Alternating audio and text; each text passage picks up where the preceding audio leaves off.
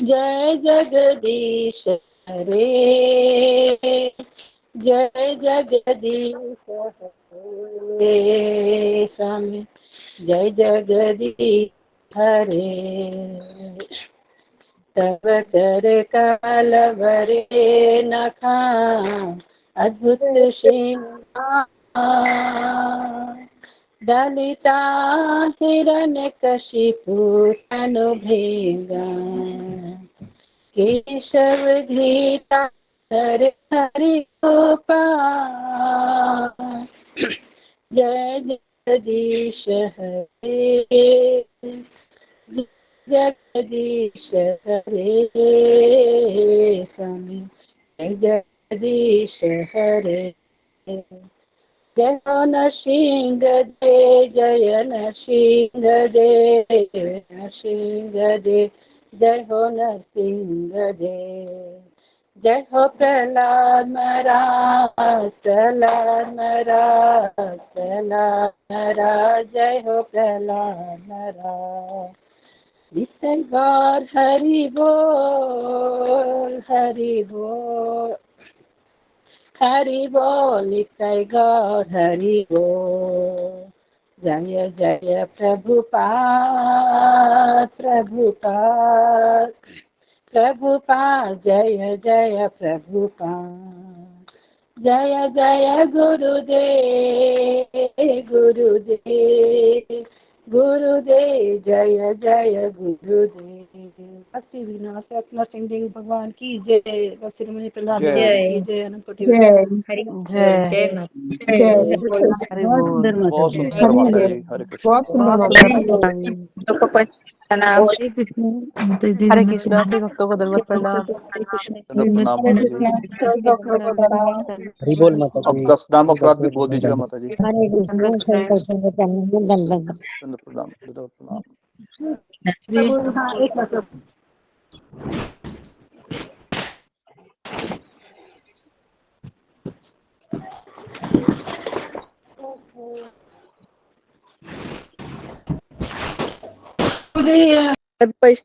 दशहरे की शुभेच्छाएं।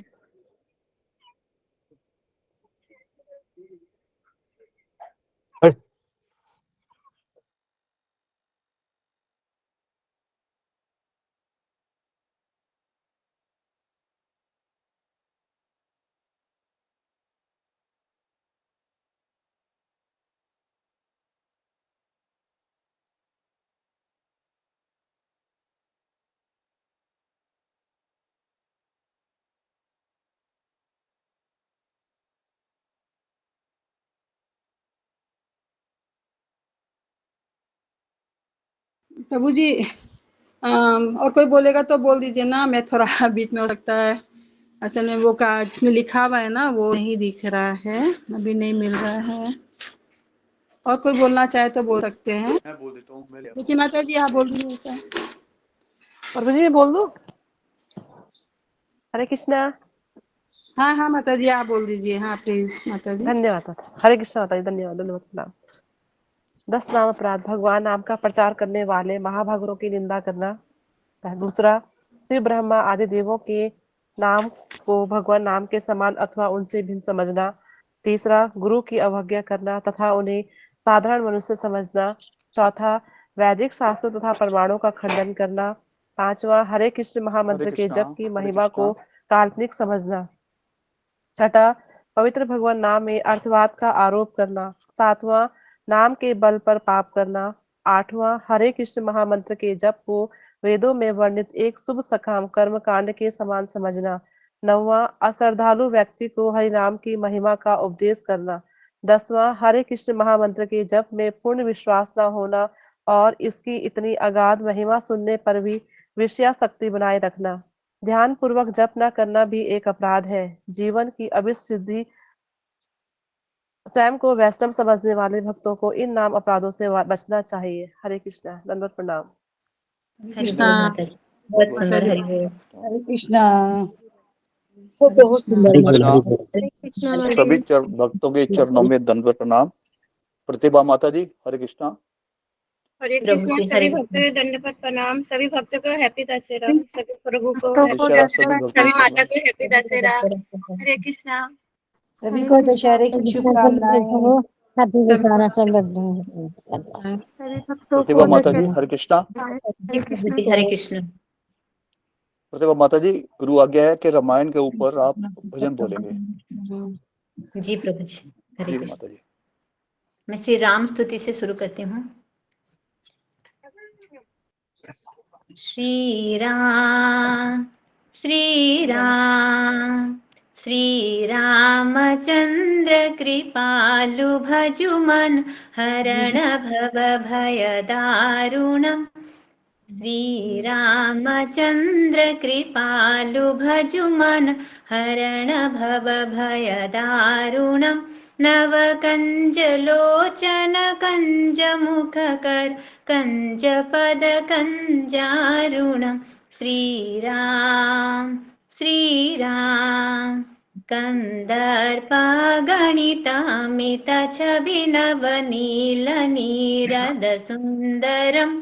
पटपीत मानहु तडित रुचि नौमि जनक सुतावरम्। श्री रामचंद्र कृपालु भजुमन हरण भव भय दारुणम्। नव कंज लोचन कंज मुख कर कंज पद कंजारुणम्। श्री राम भज दीन बंधु दिनेश दानव दैत्यवंसनी कंदनम्। रघुनंद आनंद कंद कौशल चंद्र दशरथ नंदनम्। श्री रामचंद्र कृपालु भजुमन हरण भव भय दारुणम्। नव कंज लोचन कंज मुख कर कंज पद कंजारुणम्। शिर मुकुट कुंडल तिलक चारु उदारु अंग विभूषणम्। आजानुभुज सर चाप धर संग्राम जित खर दूषणम्। श्री राम इति बदति तुलसीदास शंकर शेष मुनि मनरंजनम्। मम हृदय कंज निवास कुरु कामादि खल दल गंजन। श्री रामचंद्र कृपालु भजुमन हरण भव भय दारुणम्। नव कंज लोचन कंज मुख कर कंज पद कंजारुणम्। मन जाहि राचे उमिलिहि सोबरु सहज सुंदर सावरो करुणा निधान सुजान सिलु सनेहु जानत राबरो। श्री रामचंद्र कृपालु भजुमन हरण भव भय दारुणम्। नव कंज लोचन कंज मुख कर कंज पद कंजारुणम्। श्री राम एहि भांति गौरी अशेष सुनिसिय सहित हिय हरसिय अली। तुलसी भवानी ही पूजी पुनि पुनि मुदित मन मंदिर चली। एहि भांति गौरी अशेष सुनिसिय सहित हिय हरसिय अली। तुलसी भवानी ही पूजी पुनि पुनि मुदित मन मंदिर चली। श्री रामचंद्र कृपालु भजुमन हरण भव भय दारुणम्। नव कंज लोचन कंज मुख कर कंज पद कंजारुणम्। श्री राम जय श्री राम जय श्री राम जय श्री जानकी। श्री राम जय श्री राम जय श्री राम जय श्री जानकी। श्री राम श्री राम सियावर रामचंद्र की जय। पवन सुत हनुमान की जय। ओ भाई सब संतन की जय। जय। जय। बहुत सुंदर माता, बहुत बहुत सुंदर। सुंदर माता जी, बहुत सुंदर। सुंदर माता जी, बहुत कृष्ण माता जी, हरि बोल, हरि बोल, हरि बोल। हरे कृष्ण माता जी, हरे कृष्ण, हरे माता जी, दंडवत प्रणाम, सब भक्तों को दंडवत प्रणाम। हरे कृष्ण, कृष्ण की कृपा और आप सभी का कृष्ण आशीर्वाद। माता धन्यवाद। दंडवत प्रणाम। हरे कृष्ण, हरे कृष्ण गुरु जी दंडवत प्रणाम। हरे कृष्ण गुरु जी, दोनों प्रणाम गुरु जी। हरे कृष्ण। हरे कृष्ण गुरु जी, कृष्ण दंडवत प्रणाम। हरे कृष्ण कृष्ण गुरु जी, दंडवत प्रणाम। दंडवत प्रणाम।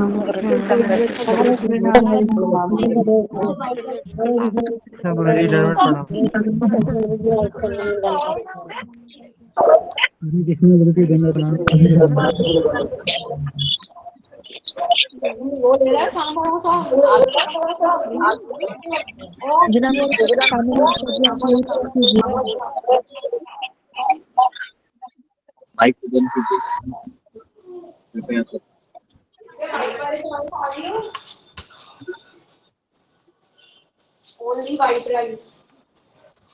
माइक को बंद कीजिए। कामिनी माता जी, आपका हुई।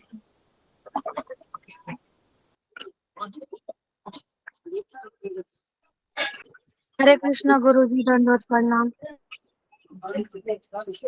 हरे कृष्ण गुरु जी दंडवत प्रणाम। हरे कृष्ण गुरु जी। गुरु जी दंडवत प्रणाम। हरे कृष्ण गुरु जी दंडवत प्रणाम। हरे कृष्णा। तो हम आगे बढ़ते हैं। हरे कृष्णा गुरु जी धन्यवाद। सभी भक्तों को धन्यवाद। ओके। ओम अज्ञानतिमिरान्धस्य ज्ञानाञ्जन शलाकया चक्षुरुन्मीलितं येन तस्मै श्री गुरुवे नमः। नमो विष्णुपादाय कृष्णपृष्ठाय भूतले श्रीमते भक्तिवेदान्त स्वामी नामिने नमस्ते सरस्वती देवे गौरवाणी प्रचारिणे निर्विशेष शून्यवादी पाश्चात्य देश तारिणे। हे कृष्ण करुणा सिंधु दीनबंधु जगत्पते गोपेश गोपिका कांते राधा कांत नमोस्तुते। तप्त कांचन गौरांग राधे वृंदावन वृषभानुसुते प्रणमामि हरिप्रिय। वाञ्छाकल्पतरुभ्यश्च कृपा सिन्धुभ्येव च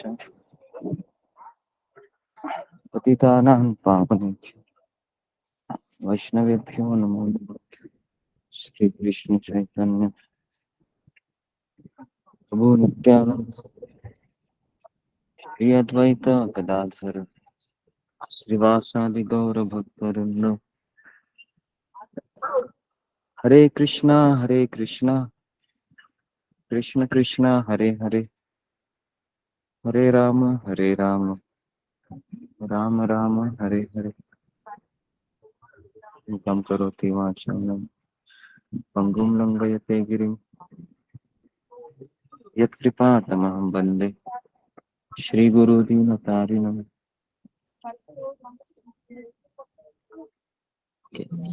हरे कृष्णा। सबका स्वागत है सत्र में। तो आज हम चर्चा करने वाले हैं कि विजयादशमी है, कल एकादशी है और आज दशमी है। और 3.5 मुहूर्त होते हैं, उनमें से एक मुहूर्त है आज, जिसको हम दशहरा भी कहते हैं। दशहरा और विजयादशमी। तो ऐसे आज बहुत ही शुभ दिन है। 365 दिन में से ये एक दिन होता है जो कोई भी कार्य आप इससे शुरू कर सकते हैं। अगर आज आपको माला बढ़ानी है तो माला भी बढ़ा सकते हैं। अगर आज आपको दान देना है तो आज का दान देने से भी कई गुना दान बढ़ता है। काफी लोग आज के दिन फ्लैट बुक करते हैं या गोल्ड इन्वेस्टमेंट करते हैं, जो सांसारिक लोग हैं। लेकिन एक आध्यात्मिक व्यक्ति केवल इन्वेस्टमेंट वही जगह करता है जहाँ पर उसको शाश्वत रिटर्न मिले। तो विजयादशमी के उपलक्ष्य पर आज हम रामचरितमानस में से जो लंका कांड है उनमें से पढ़ेंगे और थोड़ी सी रामायण की कथा करेंगे। बहुत दिन हुए कि हमने रामायण पे कथा नहीं की, तो कितने लोगों को सुनना है रामायण की कथा आज? गुरुदेव सुनना जी जी गुरुदेव। रामायण की कथा करेंगे।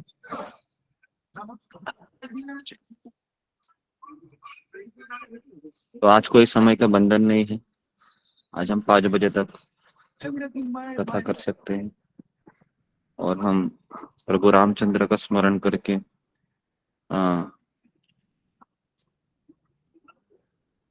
कथाओं को हम आगे बढ़ाते हैं।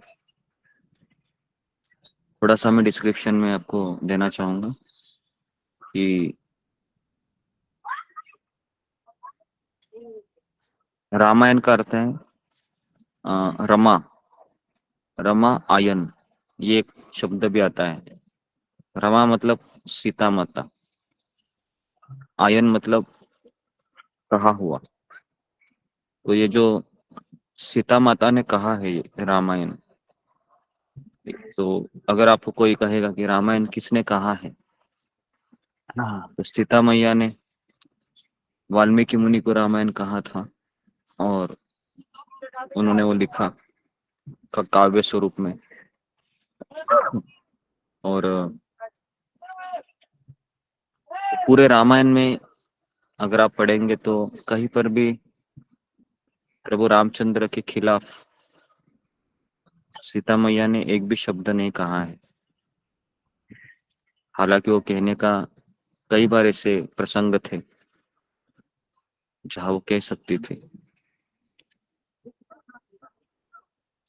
लेकिन उसने एक शब्द भी अपने जो आराध्य राम है उसके विपरीत नहीं कहा, क्योंकि सीता मैया के आराध्य थे। सीता मैया के पति, सीता मैया के भगवान एक ही व्यक्ति है। और पूरे रामायण में हम देखते हैं कि सीता माता के ऊपर काफी दोषारोप भी होते हैं, काफी कष्ट झेलती हैं, अपने बच्चों को बिना पति के बड़ा करती है, सक्षम बनाती है।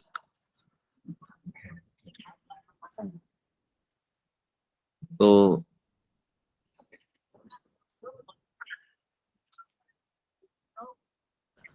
बहुत ही अच्छा दिन है आज, कि आज के दिन ही प्रभु रामचंद्र ने जो 10 सिर वाला रावण है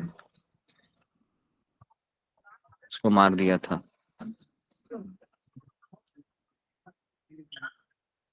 लेकिन आज हम देखते हैं कि राम और रावण ये एक ही व्यक्ति के अंदर छिपे हुए हैं।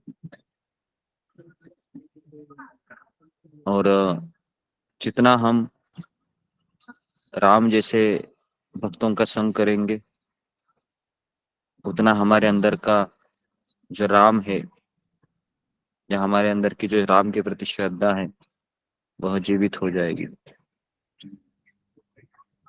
और जितना हम रावण को खाना खिलाएंगे, उतना हम हमारे जो 10 सर है जो हमें बहुत तकलीफ देते हैं, 10 सर में से 6 सर हमको पता है वो कौन से हैं। 10 सर में से 6 सर है अनर्थ, हमारे अनर्थ। क्रोध, मोह, अहंकार। जी। तो 6 हमारे जो अनर्थ हैं वो 6 सर है ना। तो जब प्रभु रामचंद्र रावण को मारते हैं तो एक सिर है वो प्रकट होता था। जब जब प्रभु रामचंद्र अपने बाणों से रावण के सिर को अलग करते थे तो तुरंत दूसरा सिर भी आता था। फिर प्रभु रामचंद्र अपने बाणों से रावण के तीसरे सर को, है ना, तीसरी बार काटते हैं, वापस सर आता था। तो इसका मतलब क्या है?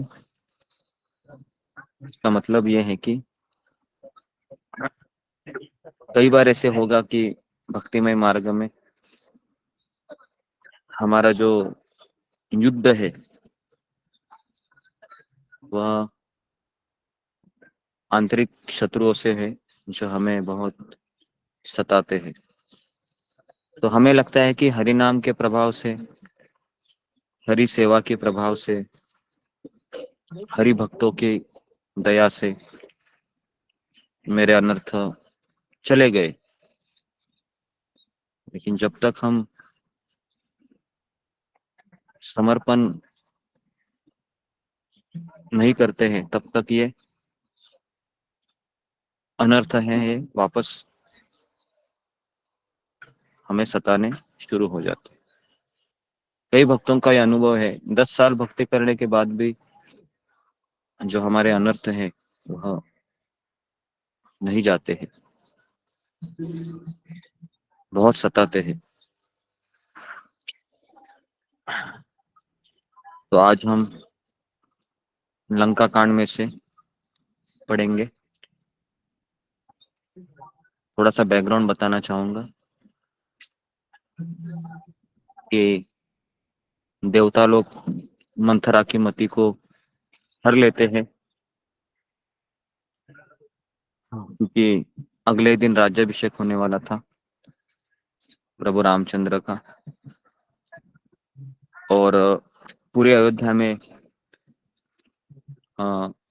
दीपावली की तरह वातावरण था, दिवाली की तरह।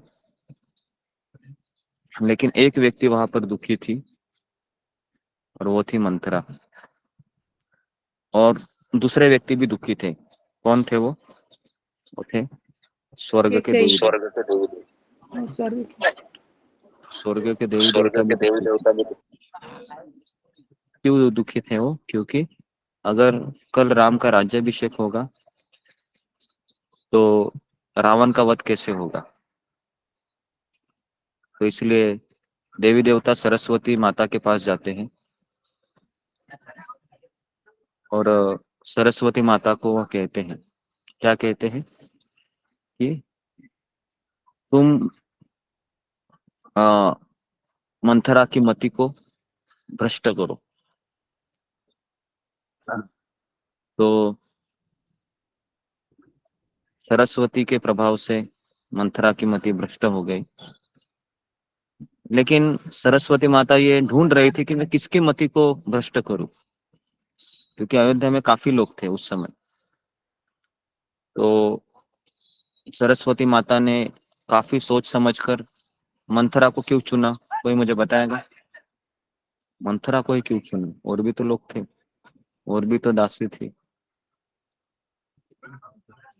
इसका कारण ये है कि वह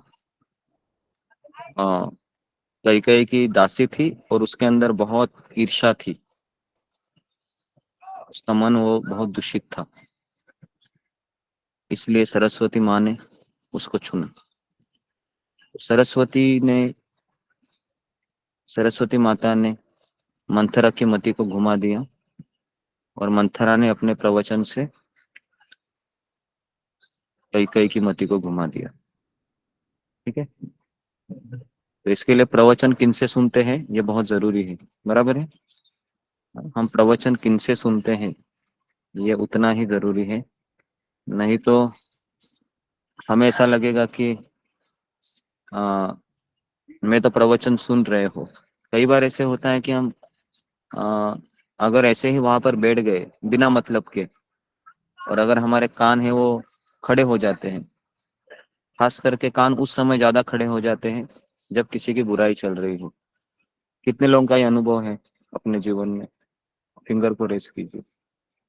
कान जल्दी खड़े हो जाते हैं जब किसी की निंदा, किसी की बुराई होती है। तो ये बहुत ही नेचुरल है कलयुग में।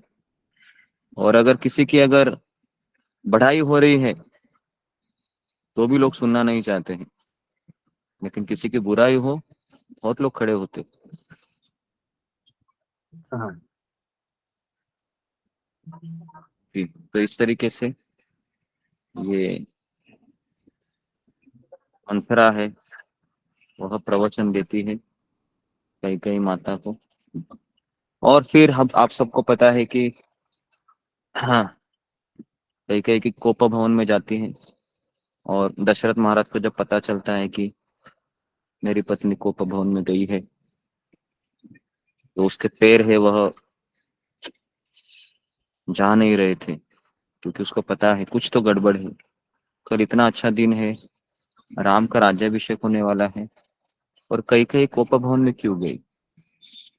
दशरथ महाराज इस बात को समझ ही नहीं पा रहे थे कि मेरी पत्नी कैकेयी है, वह अपने पुत्र भरत से भी किससे ज्यादा प्रेम करती थी? तो राम से। राम से बहुत प्रेम करती थी। और राम भी पहले अपनी माता के पास नहीं जाते थे प्रणाम करने, वो भी कैकेयी के पास जाते थे। तो इतना उनका घनिष्ठ प्रेम था, घनिष्ठ संबंध था। ऐसा लग रहा था कि भविष्य में ऐसा कभी नहीं हो सकता कि कैकेयी और राम के रिश्ते में दरार उत्पन्न हो सकती है। लेकिन वापस मैं कह रहा हूं, ये इतना आसान नहीं है। अगर हम ऐसे व्यक्ति के मुंह से कुछ सुनेंगे नकारात्मक चीजें, तो हमारी भावना भी बदल सकती है। और कलयुग में ये बहुत ज्यादा होता है, क्योंकि अभी मोबाइल आने से क्या होता है, कोई किसी से कभी भी कहीं से भी बात कर सकता है, बराबर है? कोई कभी भी कहीं से भी किसी से बात करता है, और ऐसा होता है कि अचानक किसी का भी मूड चेंज हो जाता है। घर परिवार में ज्यादा होता है। उसको एक शब्द है भड़काना। भड़काना का चीजें ज्यादा होती हैं, और फिर समस्याएं बहुत उच्च कोटि की होती है। तो फिर दशरथ महाराज कैकेयी के पास जाते हैं, और कैकेयी भी इतनी नाराज रहती है दशरथ के महाराज के ऊपर। कहते हैं मुझे 2 वरदान दे दो, तो वरदान दे जाती है। और जब वरदान देती है, तो पहला वरदान में तो दशरथ महाराज को कोई आपत्ति नहीं होती है, लेकिन जो दूसरा वरदान मांगती है कैकेयी, उसके ऊपर बहुत आपत्ति होती है। कहते हैं कि ठीक है, तुम्हारा पुत्र अगर भरत राजा बनेगा, मुझे कोई आपत्ति नहीं है, लेकिन मेरा राम से तुम मुझसे दूर क्यों दूर उसको भेज रही है? मैं राम के बिना जीवित नहीं रह सकता। राम मेरा आत्मा है, राम मेरा प्राण है। तुम कैसे शरीर से मेरे प्राण को निकाल सकती हो? इतनी क्रूर मत बनो। बार बार निवेदन कर रहे थे दशरथ महाराज, लेकिन कैकेयी पत्थर दिल बनी थी उस समय। और होता ऐसा ही है कि प्रभु रामचंद्र 14 साल वनवास के लिए निकलते हैं, और उस समय सीता मैया और लक्ष्मण जी भी तैयार होते हैं। और उस समय पूरा अयोध्या है वह स्मशान भूमि की तरह प्रतीत होता है। वाल्मीकि रामायण में भी इसका सुंदर वर्णन है, और रामचरितमानस में भी सुंदर लिखा है। मैं इस्कॉन में आने से पहले कृष्ण से भी ज्यादा मुझे राम के प्रति ज्यादा आकर्षण था, क्योंकि हमारे गांव में बहुत बड़ा राम मंदिर था और बचपन से हम राम लक्ष्मण सीता को देखते आ रहे थे। बगल में हनुमान जी का भी मंदिर था और बगल में गणेश जी थे। तो कृष्ण के बारे में इतनी भावना नहीं थी, तो इसलिए जब रामनवमी आते हैं तो, और जब भी कोई ऐसा प्रसंग आता है प्रभु राम जी के बारे में, तो ऐसा लगता है कि घंटों हम राम की कथा करते रहे। इतनी मिठास है रामायण में कि, है ना, रामायण में करुणा इतनी कूट कूट के भरी है कि अगर कोई रामायण सुनेगा और पढ़ेगा और उसके आंखों में आंसू नहीं आता है तो पत्थर दिली हो सकता है। इतना रामायण में करुणा रस है, त्याग की परमोच्च कोटि की परमोच्च भावना बताई गई है रामायण में। अपने स्वामी अपने प्रभु राम के लिए कोई भी वस्तु कोई भी व्यक्ति को त्याग कर सकते हैं। लक्ष्मण जी ने अपनी प्रिय पत्नी को त्याग किया। सोचो ना, आज कलयुग में ऐसा कोई व्यक्ति कर सकता है कि अपने पत्नी को छोड़कर अपने भाई के साथ अपने भाई की सेवा के लिए कोई जा सकता है? ये सोच भी नहीं सकते, है ना।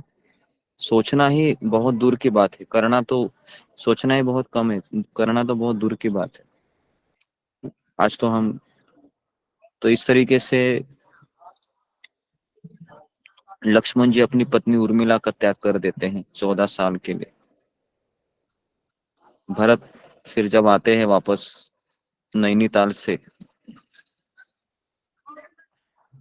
तो जैसे अयोध्या की उस सीमा के अंदर प्रवेश करते हैं तो पूरी अयोध्या उनको स्मशान भूमि की तरह लगती है और वो समझ जाते कि कुछ तो अनघटित हुआ है। क्योंकि उसी बीच क्या होता है, दशरथ जी राम राम राम कहकर अपने प्राण छोड़ देते हैं। क्योंकि दशरथ महाराज को राम के बिना जीना नहीं आता था। दशरथ महाराज को राम के बिना जीना नहीं आता था, तो इसलिए वह राम के विरह को सहन नहीं कर सके। हमारे जीवन में ऐसा होता है क्या कि हम कृष्ण के बिना जी लेते हैं? बहुत आसानी से जी लेते हैं ना। क्या लगता है, एक दिन 2 दिन तो बिना क्लास के भी हम आसानी से रह पाते हैं। लेकिन जो दशरथ महाराज को जीना ही नहीं आता था राम के बिना, जैसे राम जी चले जाते हैं ना, दशरथ महाराज ने सुमंत को कहते हैं कैसे तो सीता माता को एटलीस्ट मना के लेके आओ। मैं नहीं चाहता हूं कि सीता इस घर की बहू है, जंगल में दिन निकाले। तो सुमंत बहुत समझाते सीता माया को, सीता माता को कि तुम तो चलो एटलीस्ट। सीता माता कहते हैं कि मैं प्रभु राम के बिना जीवित नहीं रह सकती। जहां पर मेरा राम है वही मेरे लिए अयोध्या है।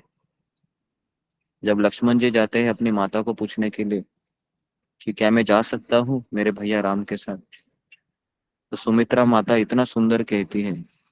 ये जब जब मैं प्रसंग, ये मेरा फेवरेट प्रसंग है, सुमित्रा माता और लक्ष्मण जी का जो डायलॉग है, इसमें 1 घंटा मैं प्रवचन दे सकता हूँ। बहुत सुंदर है वो, है ना। डर डर के जाते हैं लक्ष्मण जी अपने माता के पास, कहते हैं कि मेरे प्रभु राम ने मुझे भेजा है कि आपसे परमिशन लेने के लिए मैं आया हूँ। सुमित्रा कहती है कि तुम मुझसे परमिशन लेने आया? मुझसे? मैं तुम्हारी माँ नहीं हूँ। आज से तुम्हारी माँ सीता है और तुम्हारे पिताजी राम है, और जहां जहां सीताराम जाएंगे वही तुम्हारे लिए अयोध्या है। तो इस तरह से सुमित्रा,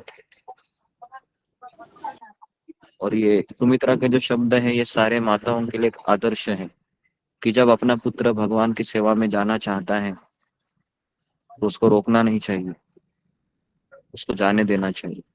आज की माताएं उसको रोकती हैं, कहते हैं कि फिर मुझे कौन संभालेगा, मैंने तेरे को जन्म दिया है, ये गलत है।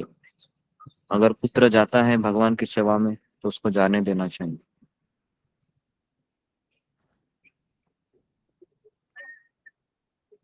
तो फिर जैसे ही अ,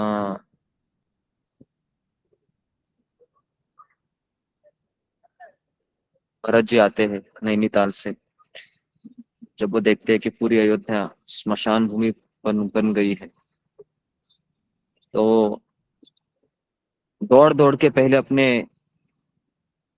माँ के कक्ष में जाते हैं। और माँ को कैसे देखते हैं वह? विधवा के रूप में। तो जोर से रोने लगते हैं, कैसे हुआ ये माँ सब। और फिर कहते हैं कि मेरे भैया राम कहाँ है, मेरे स्वामी राम कहाँ है।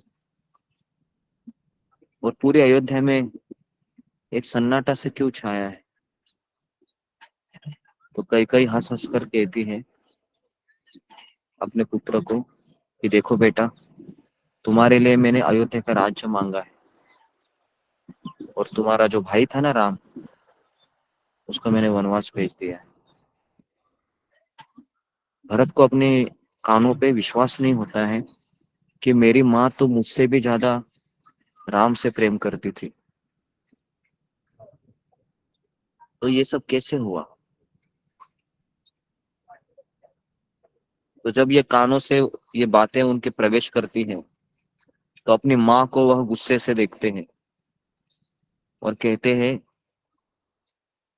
कि तुमने इतना बड़ा षड्यंत्र रचा। और कहते हैं कि तुम मेरी माँ नहीं हो।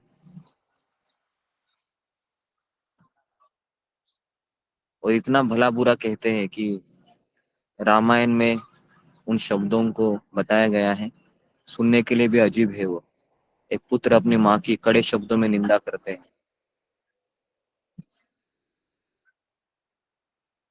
और फिर भरत कहता है कि तुमने अगर मुझे गर्भ में ही मार दिया होता तो कितना अच्छा होता, एटलीस्ट आज का दिन तो मुझे देखना नहीं पड़ता।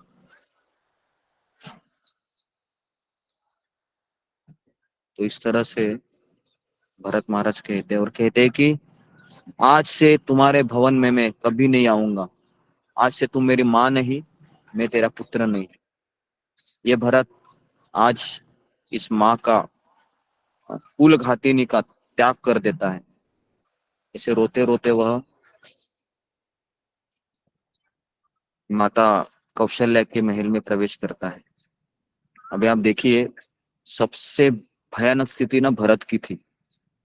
राम के साथ लक्ष्मण थे, लक्ष्मण के साथ राम थे, सीता माता के साथ भी राम थे।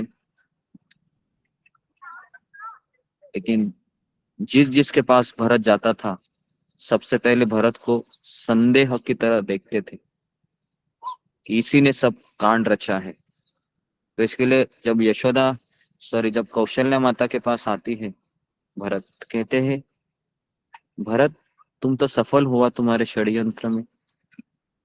अभी वापस भरत ये सब सुनते हैं, कहते हैं कि एटलीस्ट माँ तुम तो ऐसा मत कहो, या तुम अपने भरत को जानती नहीं हो। मैं ऐसा नहीं कर सकता हूँ, ये मैंने नहीं किया है, ये उस कुल घातिनी कैकेयी ने किया है। कौशल्या विश्वास रख लेती है, क्योंकि उसको भी पता है कि भरत ऐसा नहीं कर सकता। लेकिन जहां जहां भरत गया, उसके बाद सब लोग उसी को विलन के रूप में देखते थे। भरत के लिए बहुत ही ये पीड़ाजनक स्थिति थी कि अपने स्वामी राम को वन में भेजने वाला एक गुनहगार के रूप में पूरी अयोध्या का हर एक नागरिक देखता था। सोचो कितनी बड़ी परीक्षा है ये एक भक्त के लिए। समझ लीजिए थोड़े, अगर अगर हमारे ऊपर ऐसा आरोप लगता था तो आप क्या बोलते थे पता है? इतना भक्ति करके क्या फायदा, बोलते थे क्या नहीं? इतना भक्ति करके क्या फायदा। लेकिन भरत महाराज ने ऐसा सब लोग अपने कैमरा को ऑन कीजिए, नहीं तो आपको रिमूव किया जाएगा। ओके, बाद में ब्लॉक किया जाएगा।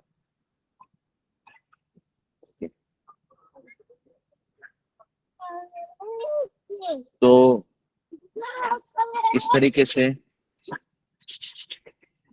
बेटा जरा शांत हो जाओ। तो मैं जो भी बता रहा हूँ, जो मैंने सुना है पढ़ा है वही बता रहा हूँ। अभी तक मैंने रामचरितमानस में से पढ़ना शुरू नहीं किया है, तो कथा थोड़ी सी आज ज्यादा चलेगी। तो कुछ समय के पश्चात में लंका कांड में से पढ़ना शुरू करूंगा, लेकिन थोड़ा सा मैं अपने आप को प्रभु रामचंद्र के स्मरण में, रामायण को इस विचारों में डुबाना चाहता हूँ। तो जैसे ही भरत महाराज के ऊपर सभी लोग संदेह की निगाह पे देखने लगे, लेकिन भरत ने ठान लिया कि मैं जब तक मेरे प्रभु राम को अयोध्या में नहीं वापस लाऊंगा, तब तक मैं चैन की सांस नहीं लूंगा।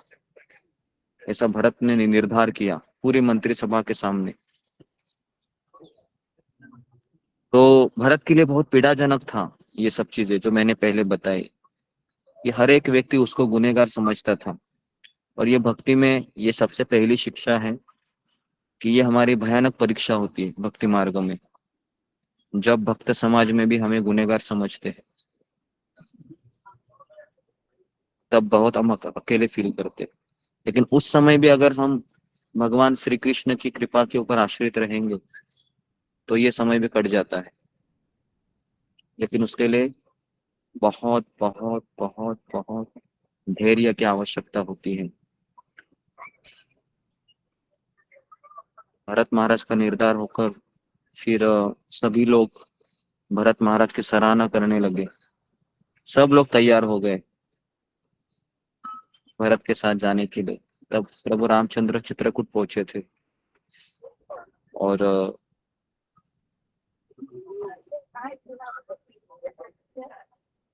चित्रकूट पहले से पूर्व वह भरद्वाज मुनि से पूछते हैं कि हे प्रभु, हम कहाँ रहते हैं? आप कहते हैं कि प्रभु रामचंद्र पूछते हैं भरद्वाज मुनि को कि हम तो जंगल से अवगत नहीं है, आप ऋषि मुनि हमेशा जंगल में विहार करते हैं, आप मुझे बताएं हम कहाँ रहे। तो बहुत सुंदर उत्तर देते।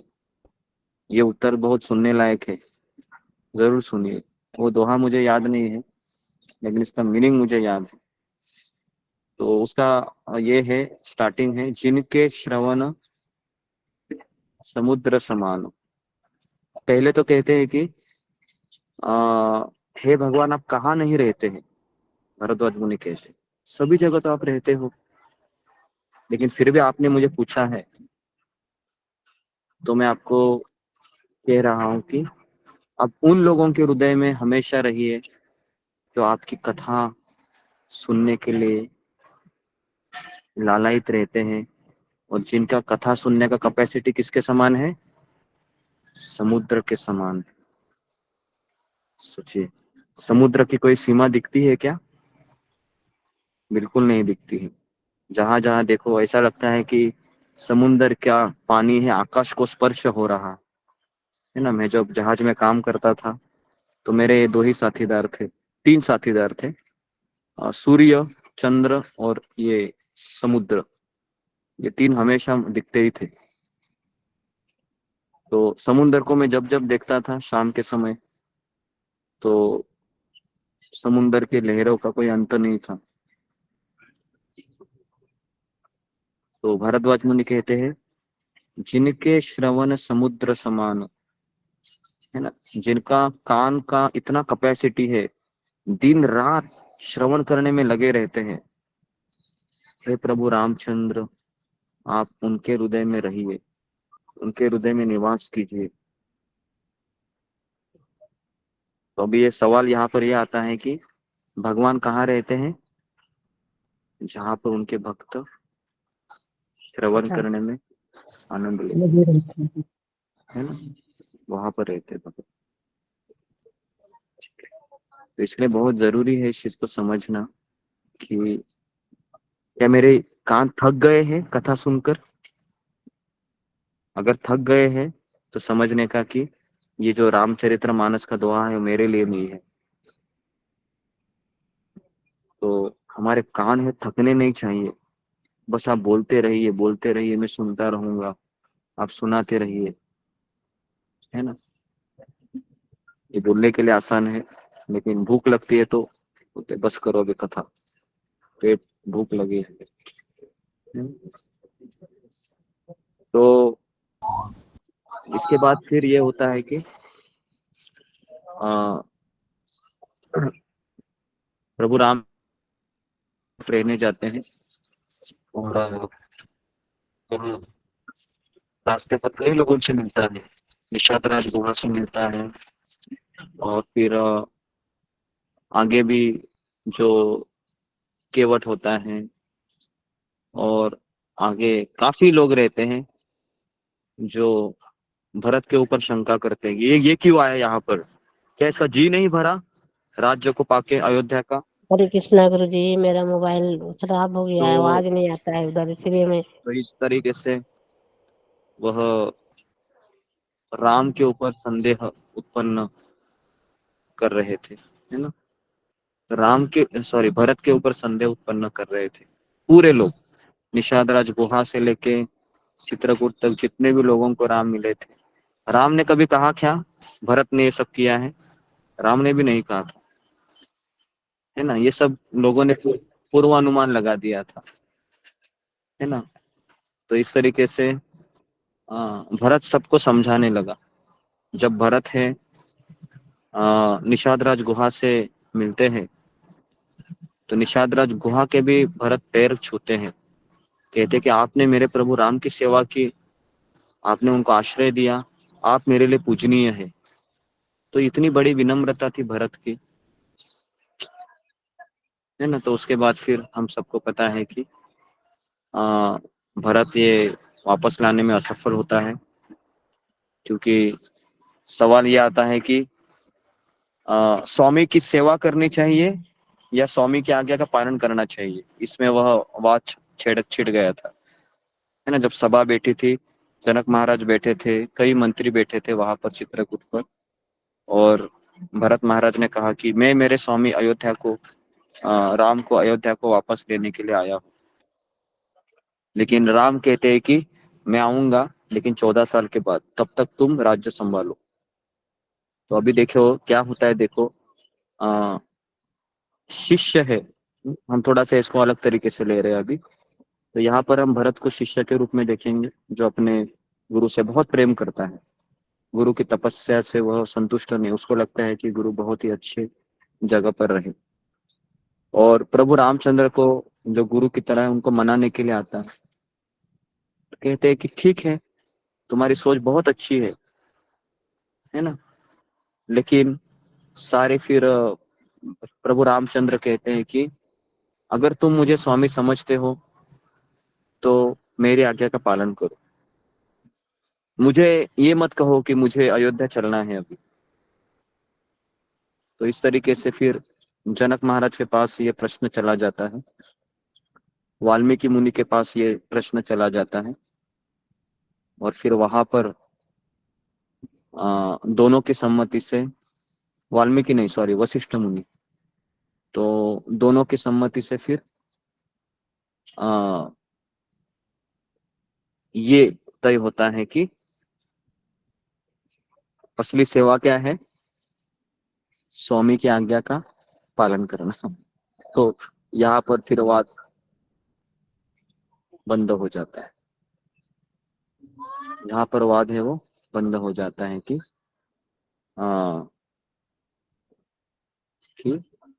अगर तुम सही में राम से प्रेम करते हो तो राम को अयोध्या वापस जाने के अलावा राम जो कहते वो करो।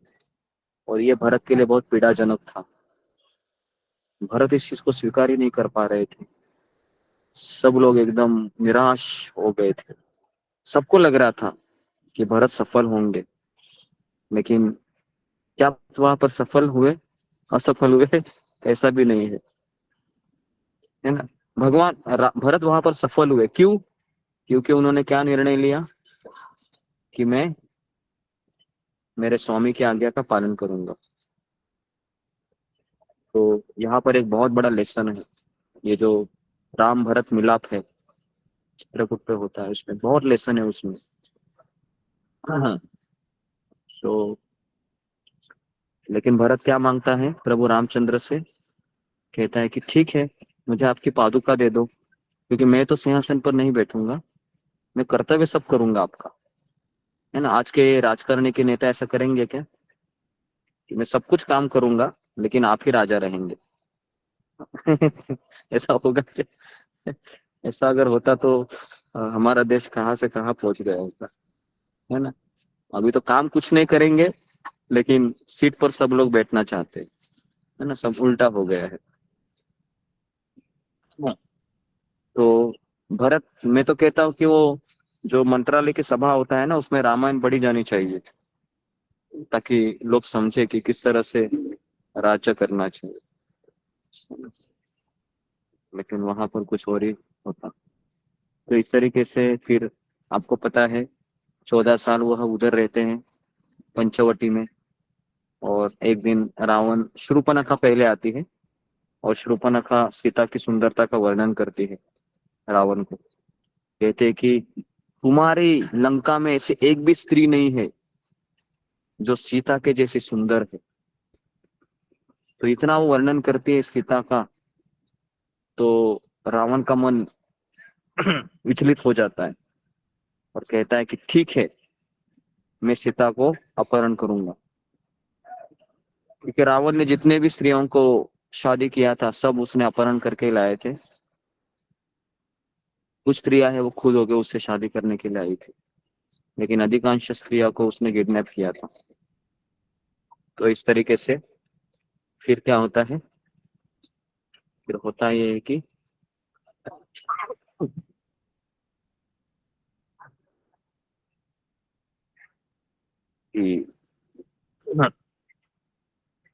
एक दिन रावण है वह ब्राह्मण का वेश परिधान करके सीता को किडनैप करता है। जटायु वहां पर सीता माता की रक्षण करते करते रावण से भयंकर युद्ध करता है, लेकिन रावण जटायु को मार देता है। और उस समय जब प्रभु रामचंद्र जटायु की इस अवस्था को देखते हैं, पूरे रामायण में भगवान ने अपने पिता का भी अंतिम संस्कार नहीं किया, लेकिन प्रभु रामचंद्र ने जटायु का अंतिम संस्कार किया।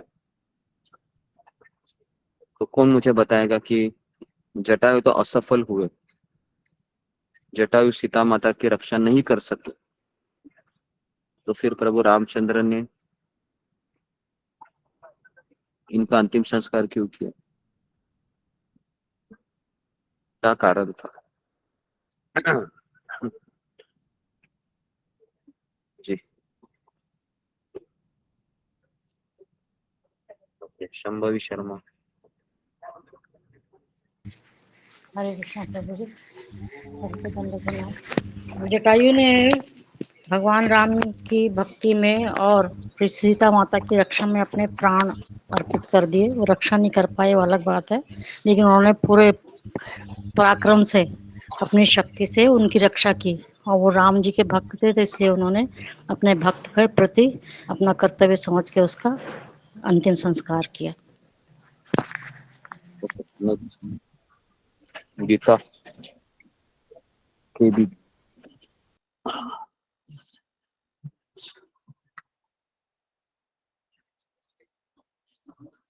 नेक्स्ट अशोक चावला।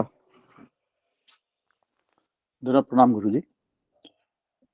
क्योंकि गुरुजी जटायु ने अपनी जान की परवाह नहीं की, संघर्ष पूरा किया, पूरी कोशिश की छुड़ाने की भैया को। अपना कर्तव्य समझ के उन्होंने तो अपने जीवन की परवाह नहीं की, अपना बलिदान दे दिया। तो इसलिए महाराज ने उनका अंतिम संस्कार अपने बड़ा समझ किया, क्योंकि वो बड़े आयु में बड़े वो थे, वरिष्ठ थे।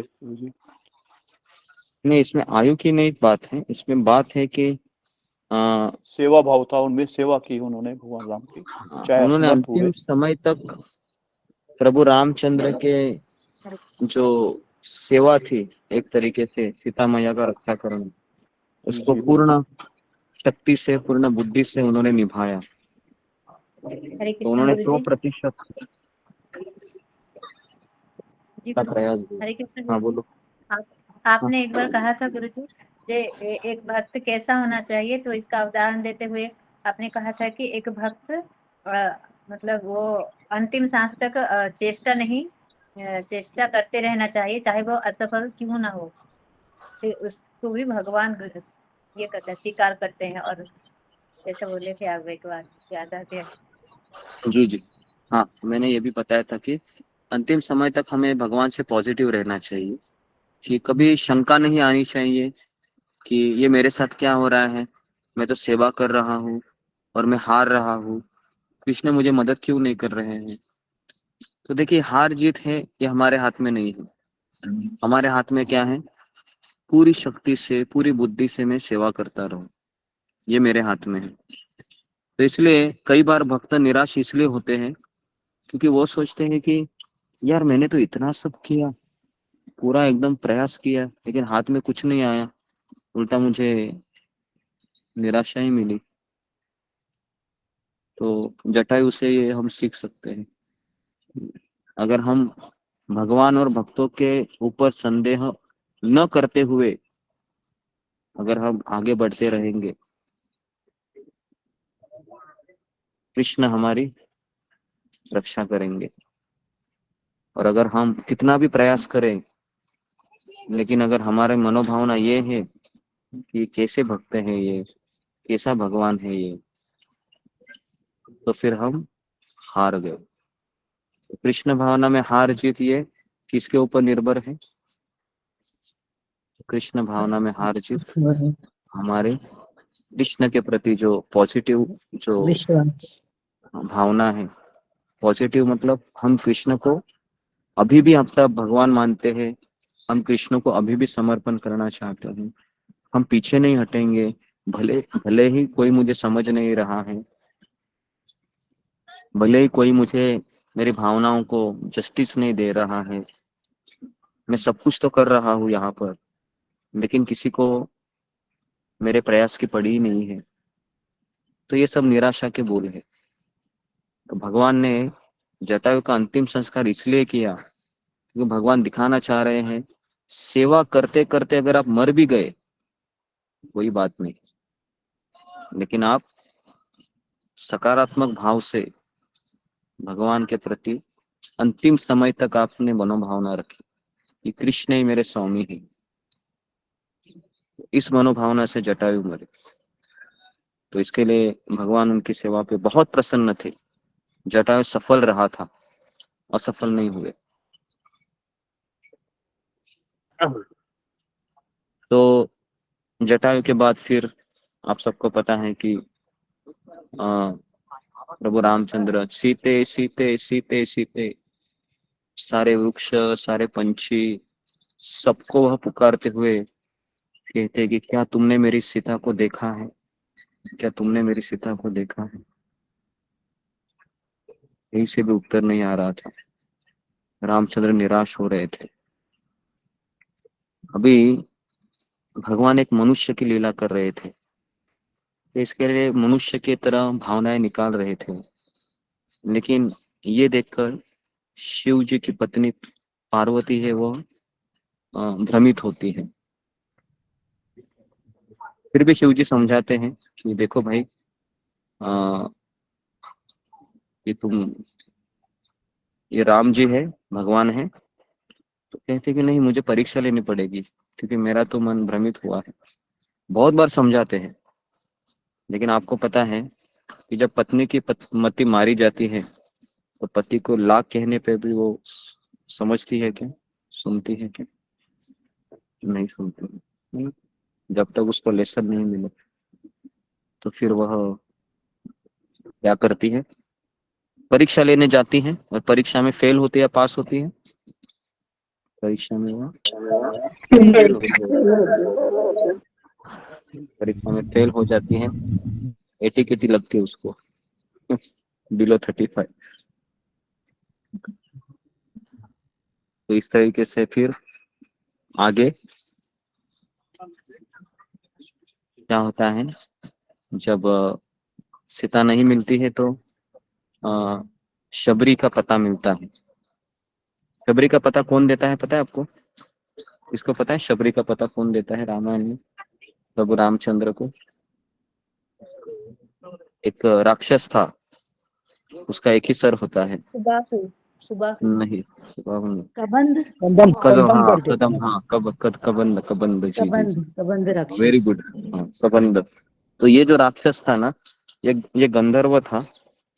तो इसको जब जलाकर मार देते हैं, है ना, तो ये गंधर्व का रूप धारण करके कहता है कि शबरी जी हैं, वो आपको वहां पर मिलेगी। कहाँ है वो? कौन सा सरोवर था वो जहाँ पंपा पर सरोवर। शबरी? पंपा पंपा सरोवर। सरोवर, पंपा सरोवर। Very good. तो पंपा सरोवर में शबरी जी भगवान की सेवा करते हुए उसको दिखाई देती है। देखिए, मातंग मुनि उनके गुरु थे। गुरु ने कहा था शबरी जी को कि एक दिन प्रभु रामचंद्र आएंगे, एक दिन आएंगे, लेकिन कौन से दिन आएंगे, कौन से साल आएंगे, ये बताया नहीं था। और जब बताया था तो शबरी बहुत जवान थी। कई साल बीत गए, कई दिन चले गए, लेकिन उसके दो ही काम थे। सबसे पहला है, क्योंकि भगवान आने वाले हैं तो पूरा साफ सफाई करती थी वो अपने घर में। जब हमारे घर कोई आने वाला होता है तो साफ सफाई करनी चाहिए, ऐसा गंदा घर नहीं होना चाहिए। तो रोज शबरी झाड़ू लेके साफ करती थी अपने आंगन को। और फिर अभी आने वाला है तो कुछ तो देना चाहिए ना खाने को। तो बोर है वह, बेर है वह तोड़कर एक थाली में रखती थी वो। और सुबह से शाम तक वो क्या करती थी? केवल राह देखती थी, केवल प्रतीक्षा। राह देखती थी, है ना, बस राह देखती थी। हम कितने दिन राह देखेंगे इसे? अगर मान लो कि एक बार आपको बताया गया एक दिन क्लास होगा, लेकिन इसी समय 3 से 4, लेकिन एक दिन गया, 2 दिन गया, 10 दिन हो गए, 20 दिन हो गए, क्या होगा उसके बाद? उसके बाद आप लॉग इन करोगे 3 बजे? मुझे नहीं लगता करोगे, किसी के मन में भी आने बराबर है जी। ये एकदम प्रैक्टिकल एग्जांपल है ना हमारे लिए, लॉगिन का। तो क्या हम करेंगे? नहीं करेंगे, है ना। वही व्यक्ति कर सकता है ना, जो इसको फॉलो करेगा। एक दिन जरूर लॉगिन होगा। हमको 5 मिनट लॉगिन नहीं होता तो मुझे मैसेज जाता है, लॉगिन नहीं हो रहा है गुरुजी, कुछ करो। पता है, ऐसे मैसेज आते हैं, लॉगिन नहीं हो रहा है, लॉगिन नहीं हो रहा है, तुरंत हताश हो जाता है। तो इस तरीके से फिर शबरी जी कहती है कि शबरी जी जब प्रभु रामचंद्र को देखती है तो पहचानती नहीं है वो, क्योंकि उसकी कमर से वो झुक गई होती है। और फिर वो झाड़ू मारते हुए देखती है, और अचानक प्रभु राम और लक्ष्मण आते हैं, जिनके कंधों पे धनुष्य होता है और मुनिवेश धारण किया होता है। कहते हैं कि शबरी पूछते हैं आप कौन है? कहते हैं कि प्रभु रामचंद्र कहते हैं कि मैं दशरथ पुत्र राम हूँ और ये मेरा अनुज लक्ष्मण है। जैसे राम नाम सुनते हैं तो ऐसे ही देखती रहती है वो। सालों की तपस्या है उसकी, सालों से वो उसको देख रही है, ये आएंगे आएंगे, अभी आ गए। आप सोच सकते हो, क्या आप इमेजिन कर सकते हो कि शब्द किस तरह से प्रभु रामचंद्र को देख रही होगी उस समय?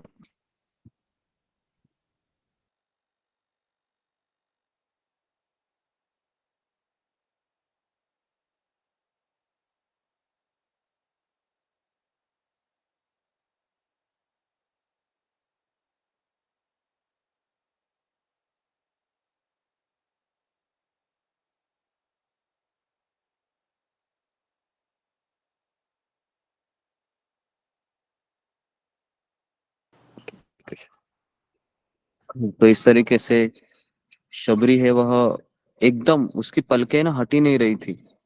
वर्णन आता है कि किस तरह से देख रही, जैसे चातक कैसे है, चातक की दृष्टि एकदम तीक्ष्ण होती है, वो राह देखता रहता है, चातक की तरह राह देख रही थी वो। अचानक आ गए, और उसे के आंखों से आंसू निकल रहे थे कि इतनी प्रतीक्षा हो गई। तो वो बोली क्या शबरी कि क्या प्रभु आपने इतना प्रतीक्षा करवाया, आप तो हद कर दिया आपने। ऐसा कुछ नहीं बोली वो, क्योंकि उसको पता था कि दर्शन कृपा से होते हैं, दर्शन अधिकार से नहीं होते हैं। तो मेरे गुरु ने मुझे कृपा दी थी, लेकिन इस कृपा में क्या उन्होंने उस कृपा में और एक चीज उन्होंने लिखी थी। क्या लिखी थी? प्रतीक्षा करने से ही कृपा मिलती। तो प्रतीक्षा की, राम के दर्शन हो गए और उनकी एक सेवा थी। क्या सेवा थी पता है? कि जब यहाँ पर राम आएंगे तो तुमको क्या करना है? सुग्रीव का पता देना है। और इस तरीके से सुग्रीव कहाँ रहते थे तब? ऋषमुख पर्वत पे रहते थे। उस समय सुग्रीव जी और राम की वहां पर मैत्री होती है। और आप सबको पता है कि जो सुग्रीव है अपनी सुग्रीव दुखी आत्मा होता है उस समय, है ना। जैसे उसने भी फिर राम जैसे ही मिले सारे अपनी दुख भरी कहानी बोल डाली, है ना। किसी को कोई भी अच्छा व्यक्ति मिलता है थोड़ा सा तो किसका शुरुआत करता है? सुनो मेरी दुख भरी कहानी अभी, मेरे साथ क्या क्या हुआ है। बराबर है ऐसा अनुभव है आपको? जैसा ही कोई अच्छा व्यक्ति मिलता है, मेरे साथ पता है क्या हुआ, सुनो अभी, तो पूरा वो कहानी सुनाए। कौन? सुग्रीव जी। और फिर राम को भी लगा मैं भी मेरी कहानी सुनाऊं। तो प्रभु राम जी भी दुखी थे, उन्होंने भी अपनी कहानी सुनाई। तो इस तरीके से फिर अग्निदेव के समक्ष दोनों की मित्रता हुई। और सुग्रीव को राम जी ने वचन दिया कि मैं तुम्हारी पत्नी को और तुम्हारे राज्य को लौटा दूंगा। तो इस तरह से वाली को मारकर प्रभु रामचंद्र सुग्रीव का ये करते हैं, सुग्रीव का राज्य लौटा देते हैं। इसके बाद क्या होता है आगे सुनना है? सुनाएंगे या बोर हो गए?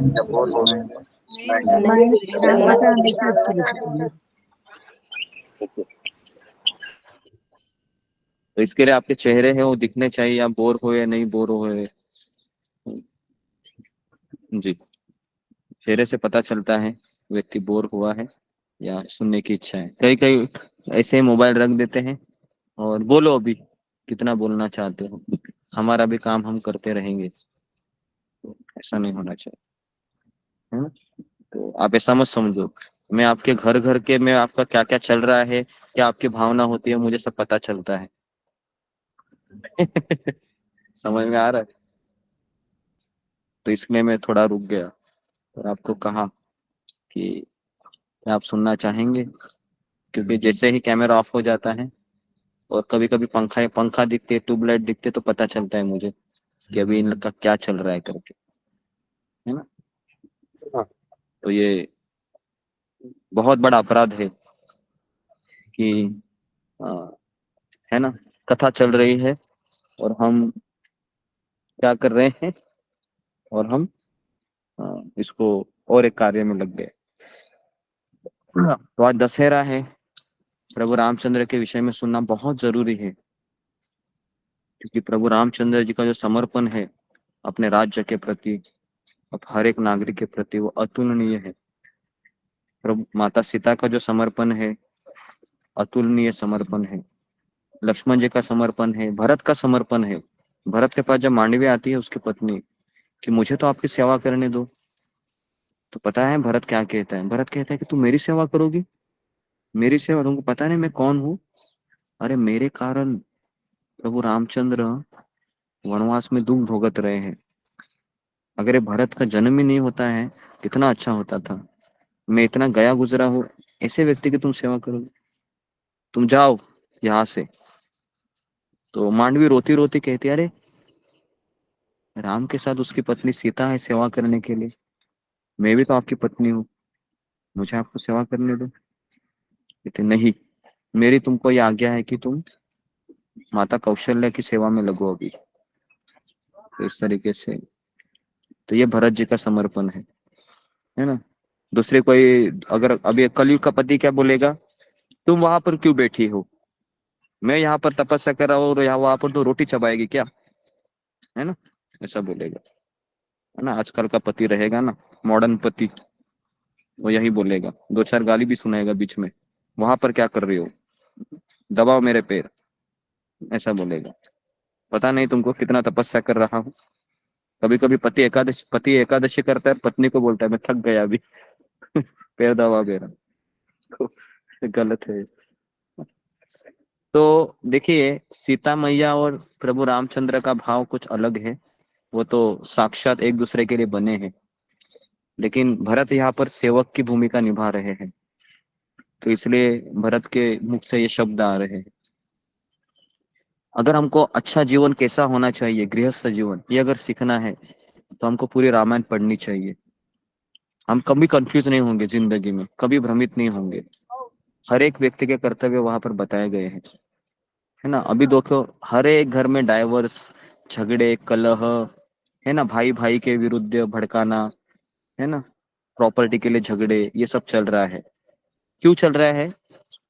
रामायण ही नहीं पढ़ी ना रामायण पढ़ी। बस आज दशहरा है तो क्या करेंगे पता है, बड़ा सा रावण का पुतला लगाएंगे और सब लोग मेले की तरह देखने जाएंगे, बराबर है ना, मेले की तरह देखने जाएंगे और फिर देखेंगे, ए देखो अभी ये देखो मारेगा और कैसे जलेगा, देखो देखो देखो अभी बहुत मजा आएगा ये देखने को। तो बस मजा देखने के लिए लोग जाते हैं, है ना। ना राम है, ना वहां पर कुछ है, ना भरत है, ना लक्ष्मण जी का त्याग की भावना है, कुछ नहीं है। बस केवल शो देखने के लिए जाते हैं वो, है ना। उसको रावण दहन कहते हैं। और फिर अगले दिन अखबार में बड़ा आर्टिकल आता है, इस जगह पर रावण का दहन किया गया, फिर लोग उसको पढ़ते हैं छाव से बराबर है, ऐसे होता है ना।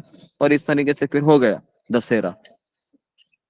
और थोड़ा बहुत कुछ सोने में इन्वेस्टमेंट करेंगे ज्वेलर के पास जाके, क्यों भाई, दुगना होना चाहिए ना अभी सोना, है ना, क्योंकि अच्छा मुहूर्त है, अभी करेंगे तो आगे बहुत मुनाफा होगा। तो ये सब अभी सन का भी, फेस्टिवल का भी वाट लगा दिया गया है, कोई मनोभावना नहीं है, कुछ नहीं है, एकदम मैकेनिकल सारी चीजें हो गई है।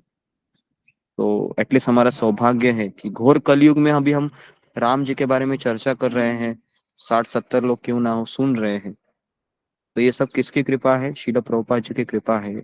नहीं तो मैं भी लंका दहन के समय यही करता था, है ना। मैं भी कहाँ पर अभी देखने जाता था, कहाँ पर रावण को जलाया जा रहा है ना, मैं भी उसमें पार्टिसिपेट करता था, क्योंकि ज्ञानी नहीं है तो क्या करता, वही करता ना। लेकिन यहाँ पर प्रभुपाद जी की कृपा से हमें समझ में आ रहा है कि दशहरा कैसे मनाना चाहिए, विजयादशमी क्या होती है। तो इसका सारा श्रेय हमारे शिला प्रभुपाद जी को, हमारे अध्यात्म गुरु को जाता है, क्योंकि इनकी कृपा आशीर्वाद से ही एटलीस्ट आज के दिन हम सही तरीके से विजयादशमी को मना रहे हैं, प्रभु रामचंद्र जी के बारे में सुनकर।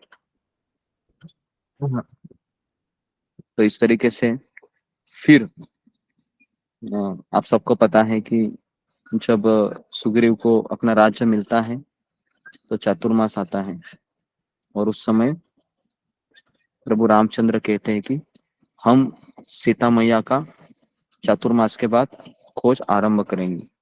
और 4 महीने सुग्रीव इतना एंजॉय करता है, इतना एंजॉय करता है, कि बंदर है ना तो उसको उसकी पत्नी भी मिल गई है और भाई की पत्नी भी मिल गई है।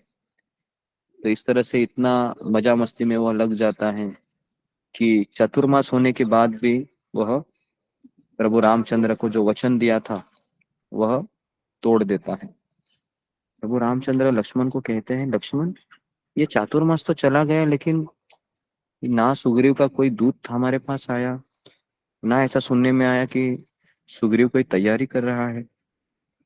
तो लक्ष्मण जी क्या करते हैं, जोर से कहते हैं कि ये सब बंदर ऐसे ही होते हैं भैया, इसको ना सबक सिखाना चाहिए। मैं आज ही जाता हूँ और सुग्रीव का वध करता हूँ। राम बोले, शांत हो जाओ बेटा, थोड़ा थोड़ा सा क्या करो, जाओ तुम, लेकिन उसका वध मत करो, उसको सबक सिखा क्या। तो ललकारते हुए लक्ष्मण जी वहां पर जाते हैं, जहाँ पर वाली का राज्य था, किष्किंधा, किष्किंधा नगरी जाते हैं।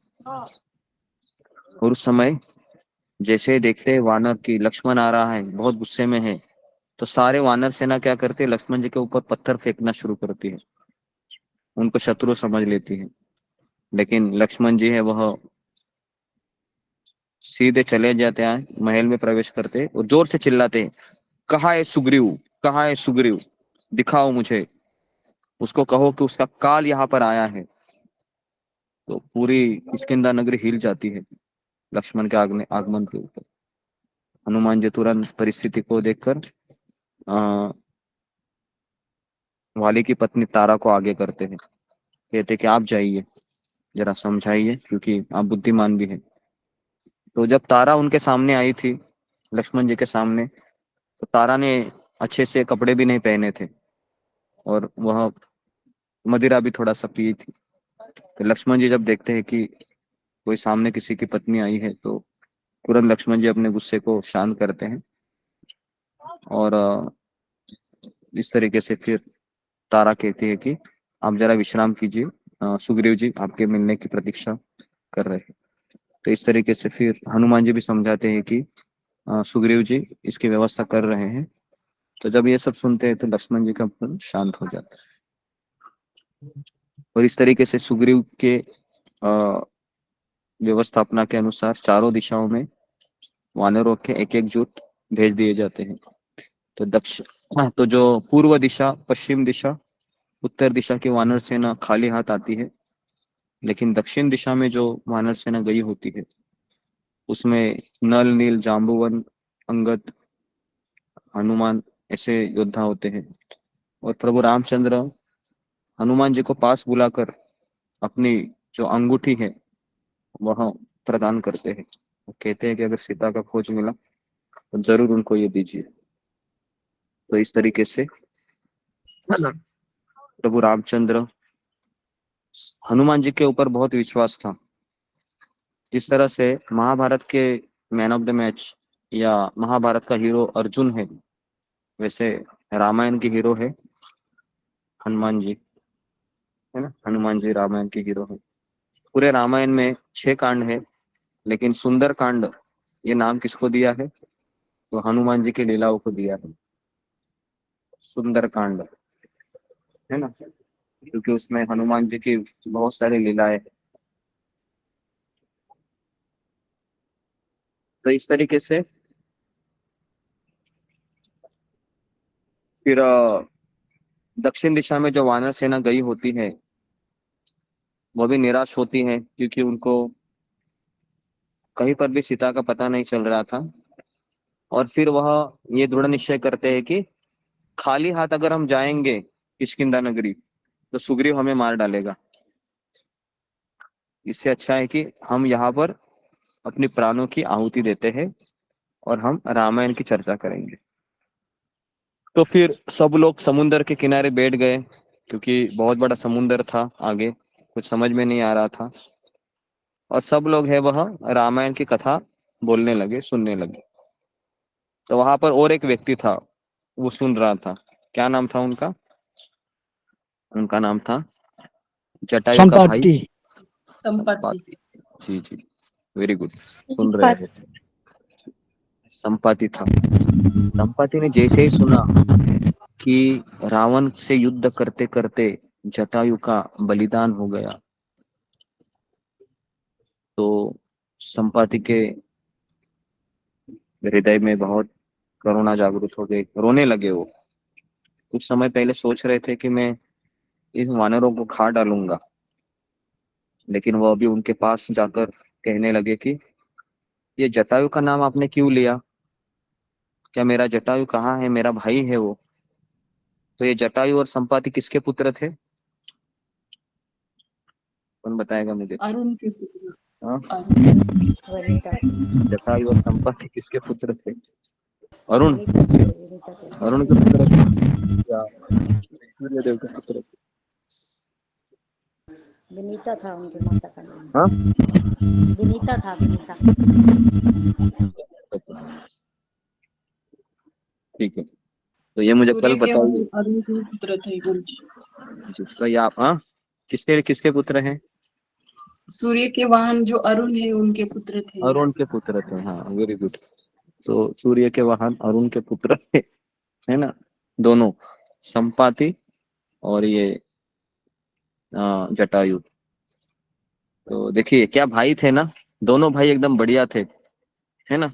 एक भाई ने तो अपना पूरा जीवन दे दिया मरते मरते, है ना, और दूसरे भाई थे संपाति, अभी वो बहुत बड़ा कार्य करने वाले थे। क्या करने वाले थे वो? सीता माता की डायरेक्शन बताने वाले थे। अभी वो सीता माता कहाँ है वो बताने वाले थे, जिसके लिए पूरा वानर सेना असफल हुआ था। तो यहाँ पर हमको एक शिक्षा मिलती है कि अगर हम निराशा में राम कथा का आश्रय ले, अगर हम निराशा में कृष्ण कथा का आश्रय ले, तो हमें भगवान मदद करते हैं। ये बहुत बड़ी शिक्षा हमें यहाँ पर मिलती है। हम निराशा में किसका आश्रय लेते हैं? फेसबुक, व्हाट्सएप और और किसका एड्रेस लेते हैं निराशा में? और हम यूट्यूब पे जाते हैं घूमने के लिए, बराबर है। निराशा में हम भगवान को छोड़कर सबका आश्रय लेते हैं। लेकिन निराशा में अगर हम कृष्ण कथा का आश्रय लेंगे, तो उसी कृष्ण कथा में से एक व्यक्ति हमारे सामने आएगा और कहेगा चलो मैं तुम्हारी मदद करता हूँ। तो ये उस प्रसंग से हमें शिक्षा मिलती है, बहुत इंपॉर्टेंट शिक्षा है ये, क्योंकि निराशा तो हम सबको आने वाली है। आने वाली है क्या? नहीं आने वाली है ना, क्योंकि हम तो बद्ध जीव है, 3 गुणों के अंदर है।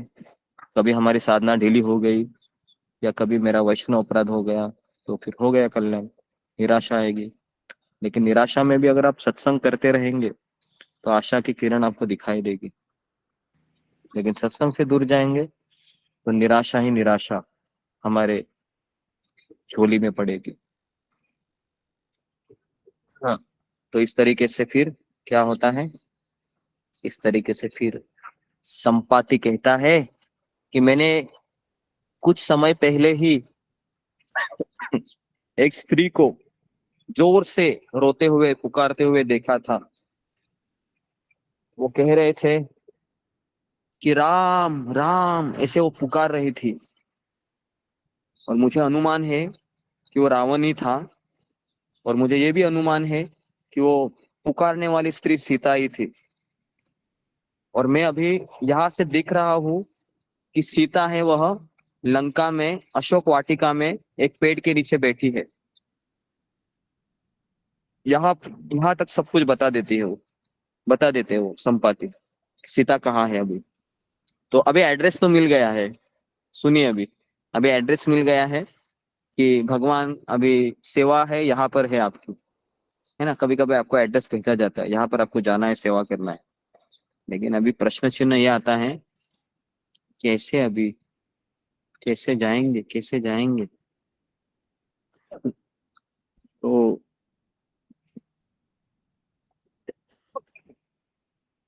इस तरीके से अभी संपाति है वह अपनी सेवा करता है ना। संपाति का सेवा क्या था वहां पर? बस केवल वानर सेना आने के बाद बताना। शबरी का सेवा क्या था? बस राम लक्ष्मण आने के बाद बताना। तो हर एक का सेवा बताया गया है। किसी ने किसी की सेवा में टांग अड़ाई क्या? नहीं, है ना। सब लोग अपना अपना सेवा में लगे हैं, है ना। तो सब लोग अपना अपना सेवा कर रहे हैं। संपाति का सेवा, जटायु का सेवा, सुग्रीव जी का सेवा, सबका सेवा था वहां पर। तो अभी जाम्बुवन का सेवा था वहां पर। जाम्बुवन का सेवा क्या था वहां पर? कि हनुमान जी को प्रेरणा देना। तो जाम्बुवन जी बोले अरे हनुमान जी, तुमको पता नहीं तुम कौन हो? तुम वायु के पुत्र हो। बचपन में तुमने सूर्य के ऊपर छलांग लगाई थी। तुम्हारे लिए तो ये समुद्र तो आसानी से पार कर सकते हो। तो इस तरीके से हनुमान जी बहुत बड़े होने लगे, विशाल होने लगे। और इस तरीके से हनुमान जी को अवगत हुआ कि मेरी शक्ति है वह अटूट है, अकल्पनीय है। तो इसके लिए हमारी नजर में रामायण के हीरो कौन है? हनुमान जी। लेकिन हनुमान जी की नजर में रामायण के हीरो कौन है? जाम्बुवन। जाम्बुवन है, क्योंकि जाम्बुवन ने ही उनको इनकरेज किया। बराबर है? ये आपने कभी सोचा था हनुमान जी के प्रेरणा स्रोत कौन थे? तो वो थे जाम्बुवन।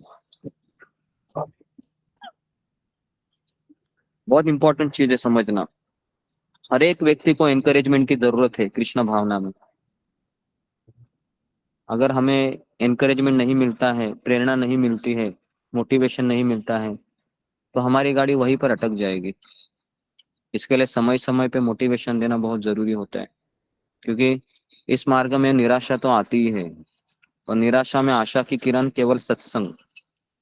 सत्संग छोड़ दिया तो हम चले गए, हम कहीं के नहीं रहेंगे, डूब के मर जाएंगे हम इस संसार में। सत्संग ही हमारा आसरा है। यहाँ पर मैं वृंदावन में हूँ, इतना सत्संग है, इतना सत्संग है कि किसी भी भक्तों के पास जाकर हम बोल सकते हैं कि आप कृष्ण भावना में कैसे आए। आधा घंटा तो सुनाता ही है हमें। यहाँ से यहाँ पर आने के बाद कितने लोगों को मैंने पूछा है, जब भी मेरा एक ही सवाल रहता है, आप भक्ति में कैसे आए? फिर वो बोलता ही रहता है कि मैं ऐसा आया, मैं इस मंदिर में गया था, है ना। मुझे बहुत अच्छा लगता है सुनना, फिर मैं सुनते रहता हूँ। तो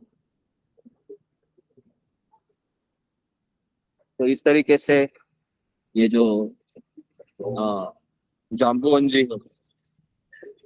वह क्या करते हैं, जाम्बुवन जी हनुमान जी को प्रेरणा देते हैं, और इस तरीके से प्रेरणा देने के पश्चात हनुमान जी फिर पूरे समुन्दर के ऊपर छलांग लगाते हैं।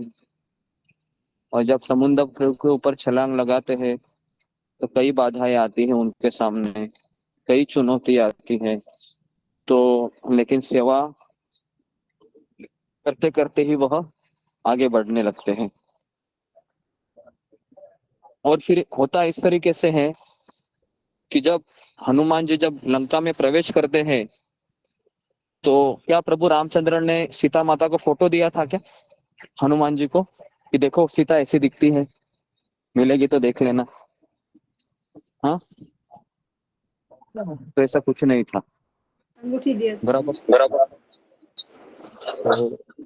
तो इसके लिए भगवान के लिए हनुमान जी के लिए बहुत बड़ी चुनौती थी कि इतनी सारी स्त्रियां थी, कैसे मैं अभी सीता मैया को देखूं। तो सबसे पहले वह रावण की जितनी भी स्त्रियां हैं उनको देखती है, लेकिन वहां पर सारी स्त्रियां को मदिरा पीते हुए देखते हैं। वह सबके वस्त्र है वो ढीले थे, है ना। और हनुमान जी बाल ब्रह्मचारी थे। देखिए अभी हनुमान जी को ऐसी सेवा दी गई थी कि सारे स्त्रियों को देखना, और हनुमान जी की सेवा इतनी कठिन थी कि एक ब्रह्मचारी के लिए स्त्रियों को देखना और देखने में परीक्षण करना, यही सीता है क्या? तो ये चुनौतीपूर्ण सेवा थी, लेकिन हनुमान जी ने वह पूर्ण की। रावण के महल में उनको एक स्त्री दिखाई दी जो सीता माता की तरह ही थी। उनका नाम था मंडोदरी। तो जब वो मंडोदरी को देखते हैं तो कहते हैं कि ये शायद हो सकती है, सात्विक थी दिखने में, लेकिन बाद में देखा हनुमान जी ने कि ये बहुत खुश लग रही है, इसका अर्थ है कि ये सीता नहीं हो सकती। और फिर इस तरह से खोजते खोजते फिर वो अशोक वाटिका में चले जाते हैं। तो वहां पर एक पेड़ के नीचे, अशोक पेड़ के नीचे वह दिखाई देती है, और फिर सीता मैया को विश्वास दिलाते हुए हनुमान जी फिर क्या करते हैं, आगे उनको अंगूठी दिखा देते हैं, है ना? और अंगूठी दिखाने के वक्त वह समझ जाती है कि ये हनुमान जी प्रभु रामचंद्र का दूत है। लेकिन तब तक वो नहीं समझ पाई कौन है ये, क्योंकि लंका में बहुत से ऐसे मायावी राक्षस रहते थे जो कोई भी रूप धारण कर सकते थे। तो सीता मैया को बहुत संदेह होते थे कि कोई भी व्यक्ति उनके पास आते थे तो, लेकिन जब हनुमान जी ने अंगूठी दिखाई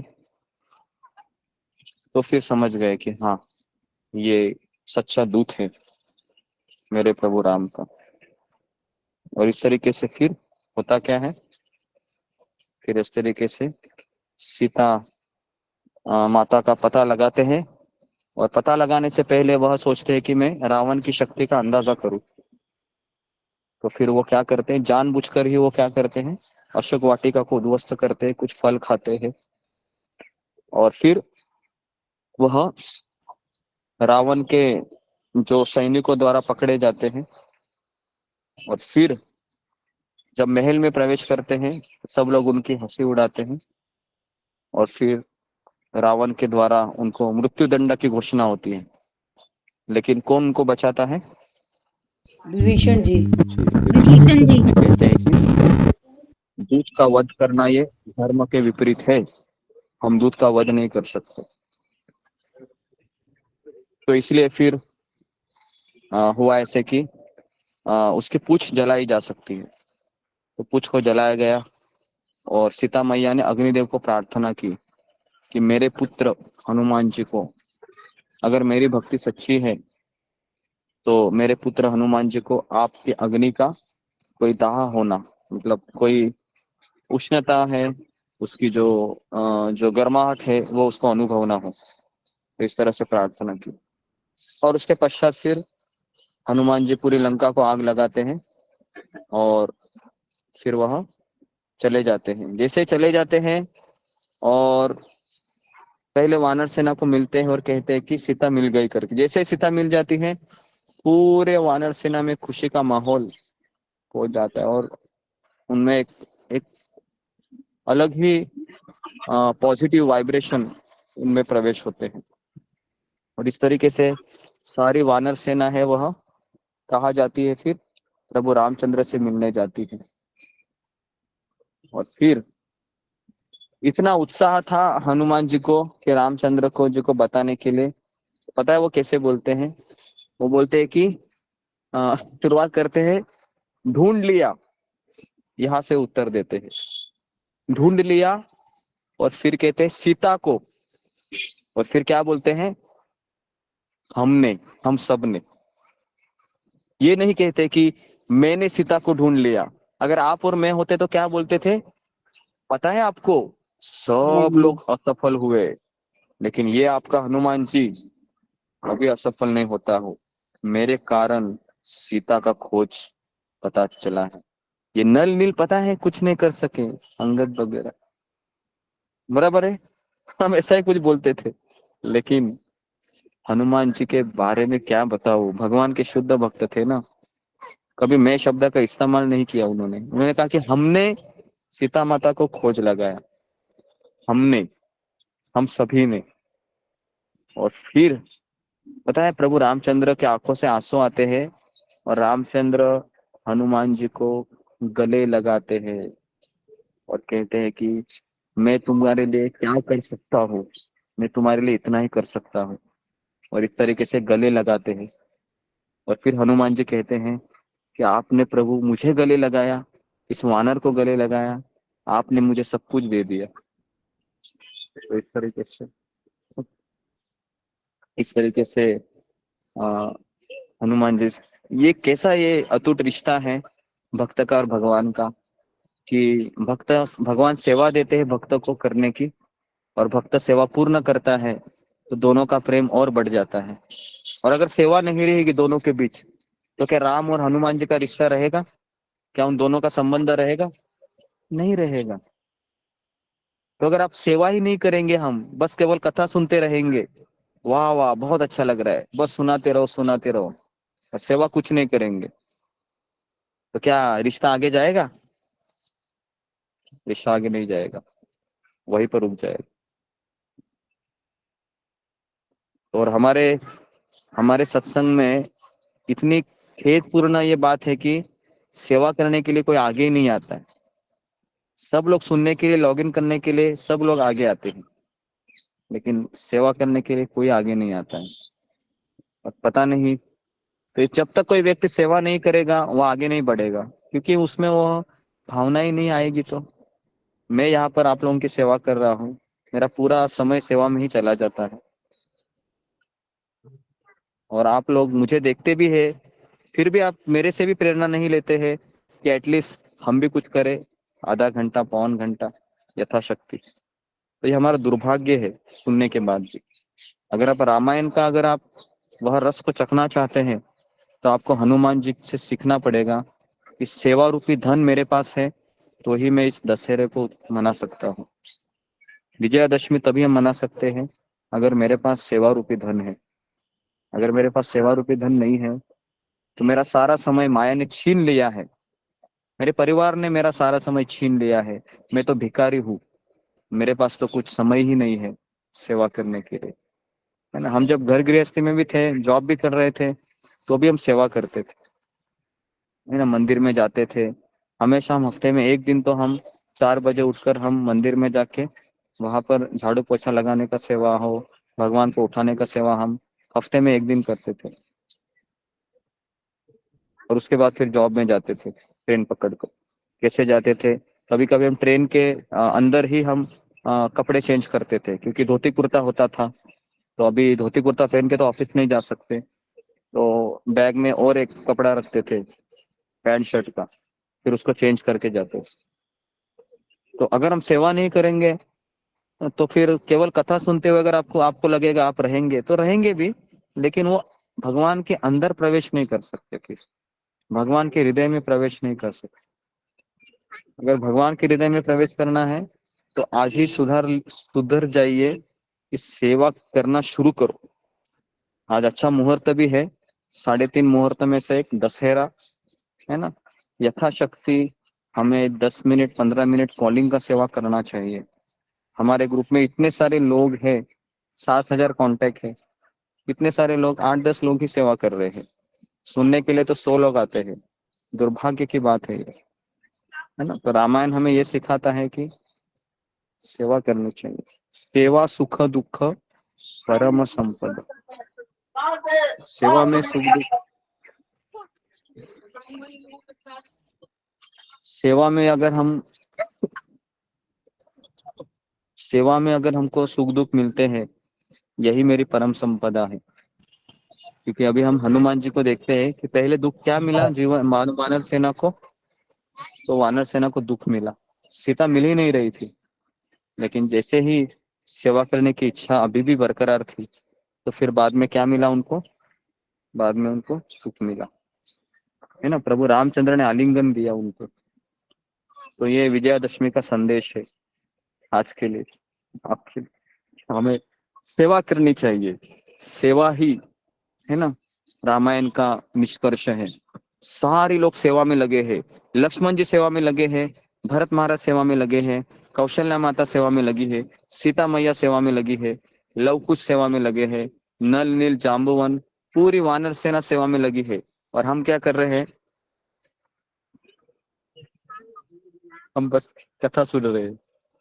तो कथा सुनने से भी ज्यादा जरूरी सेवा करना। सेवा कीजिए, सेवा करोगे तो भक्ति में टिके रहेंगे, क्योंकि सेवा से हमारा भगवान के साथ संबंध, एक शिष्य का गुरु के साथ संबंध भी तभी बढ़ता है जब वो सेवा करता है। तो पूरे रामायण का यही मैसेज है कि हमको सेवा करना चाहिए। ठीक है, तो अगर किसी के कुछ प्रश्न है तो कल हम क्या करेंगे, कल हम आपको कल हम आगे के रामायण की कथा करेंगे, कल भी यही विषय रहेगा। तो वृंदावन में हम राम की चर्चा करेंगे, है ना। तो कल हम आगे की चर्चा करेंगे, किस तरह से फिर प्रभु रामचंद्र पूरी सेना के साथ लंका की तरफ कूच करते हैं और फिर क्या क्या होता है, ये कल हम आपको बताएंगे। तो मैंने तैयारी किया था कि वो लंका कांड में से बताने का, लेकिन पता नहीं मेरे अंदर क्या हुआ, जैसे ही मैंने विषय शुरू किया फिर मैंने सोचा कि पूरा रामायण ही बोल डालूं। तो अभी तक हम यहाँ पर आए, संक्षिप्त में मैंने रामायण बताया, डिटेल में नहीं बताया, जो मुझे पता था। कैसा लगा आपको स्टोरी, अच्छा लगा? 1.5 घंटा बहुत अच्छा लगा गुरुजी, बहुत अच्छा। बहुत अच्छा लगा, बहुत अच्छा लगा जी। तो अगर किसी का प्रश्न है तो बहुत दिन हुए हमने प्रश्न नहीं लिए, 2 प्रश्न हम लेंगे रामायण के ऊपर, विजयादशमी के ऊपर, किसी को पूछना है जी। मोहित कुमार। हरे कृष्ण गुरु जी, प्रणाम गुरु जी। गुरु जी रामायण के अलावा कुछ पूछ सकता गुरु जी, भक्त से संबंधित?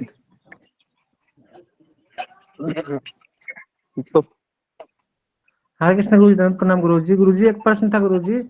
गुरु जी यदि कोई भक्त हमसे आयु में बहुत बड़े हो और वो भक्ति में हमसे बहुत समय से भी हो हमसे, और यदि वो, तो क्या हम इस योग्य हैं कि हम उन्हें सत्संग के नहीं आ रहे हैं तो उन्हें बोल सकें, और यदि उनसे कुछ अपराध हुआ तो हम बोल सकें, क्योंकि यदि ऐसा होता है तो क्या करें गुरु जी? जी जी बोल सकते हैं, बोल लीजिए, ठीक है। तो उससे कुछ कैसे नहीं होता है। समझ नहीं आता कैसे है। बोलिए, मतलब विनम्रता से बोलिए कि आप ये कर सकते हैं। ठीक ठीक है। नेक्स्ट मीनाक्षी रावत। जी दंडवत प्रणाम, सभी भक्तों को दंडवत प्रणाम। गुरुजी मेरा रामायण से नहीं है, लेकिन थोड़ा सा जरूरी सवाल है कि गुरुजी जैसे हम कथा सुनते हैं तो कभी कभी हमारे पास हेडफोन्स वगैरह नहीं होते हैं, तो आवाज मतलब स्पीकर पे होती है, तो जो हमारे आसपास के लोग होते हैं वो भक्तों के बारे में, या जैसे आप बोल रहे हैं तो आपके बारे में कुछ बोलते हैं, तो हम लोग उनको जवाब देते हैं, लेकिन वो लोग मस्ती में उस चीज को लेते हैं और बार बार करते हैं, तो हमें क्या करना चाहिए मतलब? और ऐसा है कि हमें उनके पास मतलब मिलना ही होता है, कभी कभार चाहे कितना भी कम कोशिश करें लेकिन मिलना हो जाता है, तो क्लास के दौरान फिर हम। ये कुछ कोई बात नहीं है, एक कान से सुनो दूसरे कान से निकाल दो। लेकिन गुरुजी वो अगर आपके बारे में कुछ बोले, क्योंकि आप बोलते हैं तो वो फिर कुछ बोलते हैं, तो फिर उस टाइम मैं उनको बोलती हूँ, लेकिन वो चीज वो बार बार करते हैं, तो फिर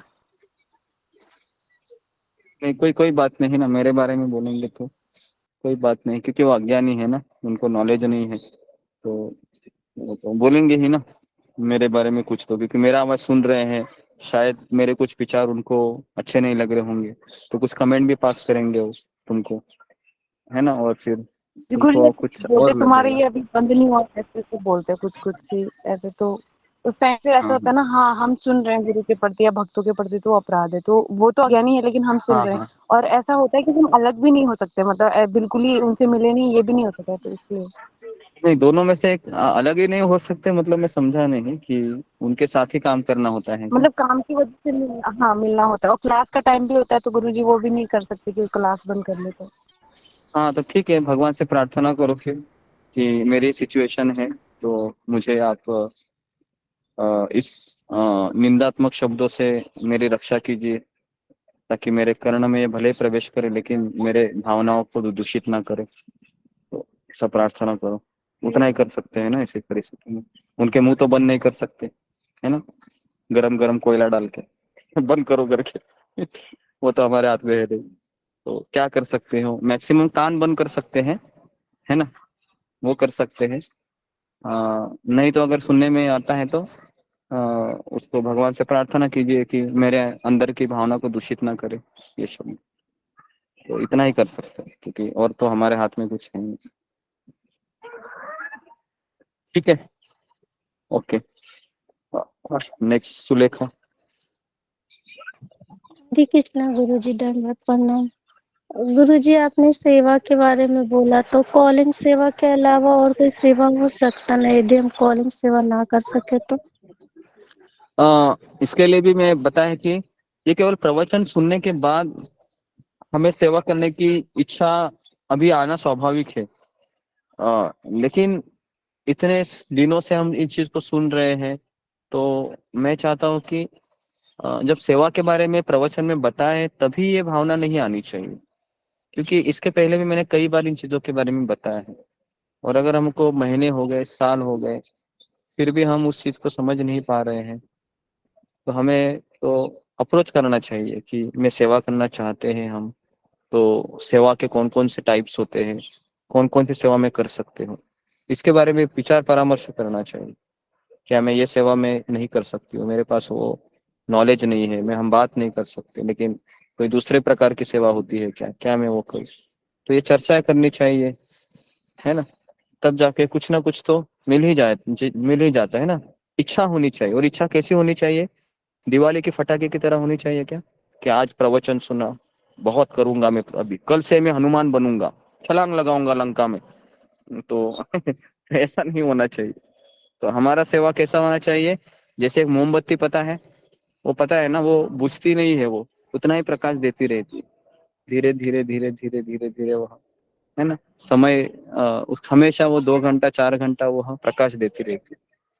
तो दिवाली के फटाके से अच्छा वो मोमबत्ती के जैसा हमको बनना चाहिए। एटलीस्ट हमेशा हमको सेवा करने की भावना को बनाए रखना चाहिए।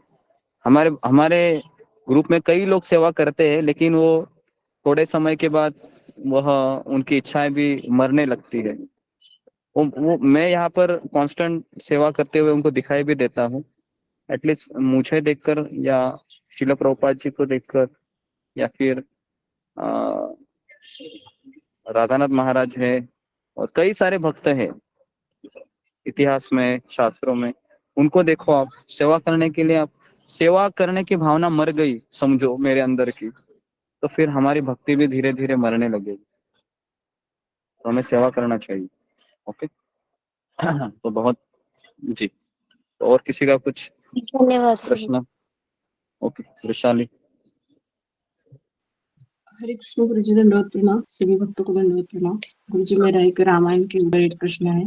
भगवान की लीला पर उस वैसे तो प्रश्न नहीं उठाते, मगर मुझे जब भी ये सुनती हूँ तो मेरे मन में आता है कि अगर कई कई को तो पता था कि भरत और राम का प्रेम उसने बचपन से देखा था, फिर भी उसने मंथरा ने उसके कान भरे, तो उसे तो पता होना चाहिए था कि भरत भी इसे स्वीकार नहीं करेंगे, तो उसने ऐसा कदम क्यों उठाया? नहीं, कई नहीं जी, देखो, जी। कई का सबसे पहला है कि रामायण में अगर हम लीला की तरफ से देखें तो कई का ऐसा होना ये स्वाभाविक नहीं था, क्योंकि कई ये भक्त थी। मंथरा भक्त थी क्या? तो मंथरा भक्त नहीं थी, कई भक्त थी। तो दुनिया मंथरा को ज्यादा गाली नहीं देगी। दुनिया किसको गाली देगी? दुनिया कई को गाली देगी, क्योंकि कई के मन में राम के प्रति बहुत श्रद्धा थी, है ना जी। तो तो ये पूर्व निर्धारित नहीं था कि कई का पतन हो करके, क्योंकि सरस्वती को कॉन्ट्रैक्ट दिया था मंथरा की मति को खराब करने का। सरस्वती को ये दिया था क्या कॉन्ट्रैक्ट, कि तुम कई की मति को भ्रमित करो? तो ये नहीं था रामायण में। तो इसलिए हमारे जीवन में देखिए, कई के जीवन में सत्संग था क्या? तो कई के जीवन में सत्संग नहीं था। कई डायरेक्ट राम से प्रेम करती थी। राम और कई के बीच कोई था? एक भी भक्त था? कोई नहीं था वैसे देखा गया तो, है ना। लेकिन हाँ, लेकिन बाकी बहुत सारे जो पात्र है उनके बीच अलग अलग प्रकार के भक्त थे। जैसे लक्ष्मण जी के भी, जब लक्ष्मण जी वनगमन लीला में जाते हैं तो कई भक्त उनको मिलते हैं, सबको अप्रिशिएट करते हो। लेकिन कई का कैसा था? भगवान के प्रति जो रिलेशनशिप था वात्सल्य रूप में था। और फिर एक रामायण में लीला के दृष्टिकोण से वाल्मीकि मुनि इसको बताते कि ये भगवान की लीला थी, कि ये सब हो, ये सब एक नियोजन था। लेकिन अगर हम साधक के दृष्टिकोण से देखोगे तो हमारे साथ भी ऐसा हो सकता है जो कई के साथ हुआ। कोई यहाँ पर ये गारंटी अगर देगा कि मैं इतना मेरी भक्ति है, इतनी मेरी भक्ति है कि मैं कभी हिल नहीं सकता, तो उसके लिए कई सबसे बड़ा उदाहरण है। ठीक है, क्योंकि हमारे हृदय में इतना प्रेम नहीं है प्रभु रामचंद्र के प्रति जितना कई का था। सबसे पहली बात। दूसरी बात है कि हमारा जो भक्ति है ना, वह छोटा छोटा मतलब श्रद्धा से बना हुआ है। कभी माया का झोंका आएगा और पता नहीं हमारी श्रद्धा इधर बिथर हो जाएगी, हमें भी नहीं पता चलेगा। तो इसलिए ये सब हम जब स्टोरी सुनते हैं तो हमें अलर्ट रहना चाहिए।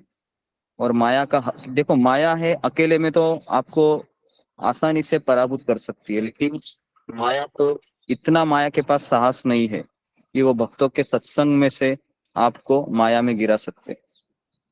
तो इसके लिए हमारे लिए सत्संग ये हमारी ढाल है। जब तक ये ढाल मेरे हाथ में है माया मुझे कुछ नहीं कर सकती, लेकिन जब ये ढाल मेरे हाथ से छीन ली जाएगी तब हम माया के द्वारा हजारों बार नहीं करोड़ों बार घायल हो जाएंगे, और हमारे वो जो खून पोंछने के लिए भी कोई नहीं आएगा। तो इसके लिए हमें बहुत सतर्क होना चाहिए। तो जब हम भक्तों के संग, अभी यहाँ पर मैं वृंदावन में आया हूँ तो बहुत सेफ लगता है, लेकिन जैसे हम वृंदावन के बाहर जाएंगे वापस अनसेफ पोजीशन हो जाएगी, है ना। ठीक है, चलिए ओके नेक्स्ट मुनीमा। हरे कृष्ण प्रभु जी, दंडवत प्रणाम।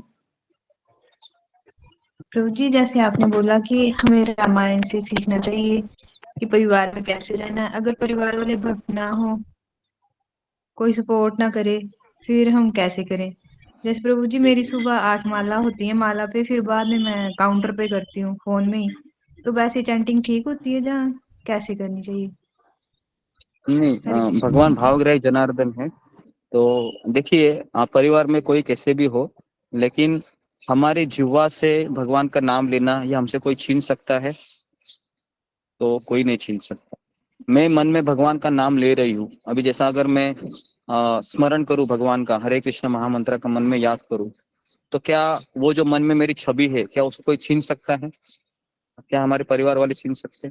नहीं छीन सकते, बराबर। तो इसके लिए भले ही परिवार वाले मेरे भक्ति को नहीं मान रहे हैं, नहीं समझ रहे हैं, कोई बात नहीं। जब आपको यथाशक्ति जब भी आपको समय मिले, आपका मन आप उन विचारों में मत लगाइए कि भक्ति में मेरे कितने अवरोधक है। इसमें मन मत लगाओ। मन इसमें लगाओ कि मुझे कृष्ण ने कितने अवसर दिए हैं उनका नाम लेने के। तो इसमें मन लगाना चाहिए। समझ में आया? हम हमारा मन किस में लगाते हैं? अरे मेरे परिवार वाले मुझे कुछ करने नहीं देते हैं, ये ऐसा है, ये वैसा है। अरे लेकिन बहुत सारे अवसर भी, वैसे ही आप कुर्सी पे बैठ गए, अब भगवान के लिए स्मरण आसानी से कर, कोई नहीं रोकते है। तो आप ग्रुप में बने रहे। आप नए हैं क्या भक्ति में? अभी यहाँ पर नए आए हैं सत्संग में? जी प्रभु जी, नहीं आई हूँ। हाँ जी जी, तो हाँ जी, तो आपका नंबर है चार्ट बॉक्स में, आप डालिए तो आपको ग्रुप से जोड़ दिए जाएंगे। तो हम ऐसे ही लोगों की तलाश करते हैं जिनको भक्ति करनी है ना। तो आप यहाँ पर आए हैं, भगवान की कुछ इच्छा होगी कि आप भक्ति में बने रहे, तो यहाँ पर आपके जैसे ही लोग हैं, है ना। सब लोग दुखी है, सबके परिवार में कुछ ना कुछ प्रॉब्लम है। यहाँ पर ऐसा एक भी व्यक्ति नहीं है जो बोल रहा है कि मेरे मन में, सब लोग ऐसे ही है ना। आपसे भी एकदम सबके ऐसी परिस्थिति है कि जैसे विभीषण जी कहते हैं ना कि मैं लंका में पता है कैसे रहता हूँ, जैसे दांत के नीचे एक जीभ रहती है, पता है ये जीभ है ना, कभी भी कट सकती है। तो वैसे हमारी परिस्थिति है यहाँ पर, है ना। जैसे दांत के बीच जीभ कैसे रहती है पता है ना, 2 दांत है और एक जीभ है, कभी भी जीभ कट सकती है। तो हमारे ग्रुप में भी सब ऐसे ही है, लेकिन फिर भी भक्ति कर रहे हैं। तो आप भी लॉग इन होते रहिए, ठीक है। हरे ओके, तो यहाँ पर मैं रुकता हूँ। तो आप सबका बहुत बहुत धन्यवाद। हरे कृष्णा कृष्ण कृष्ण हरे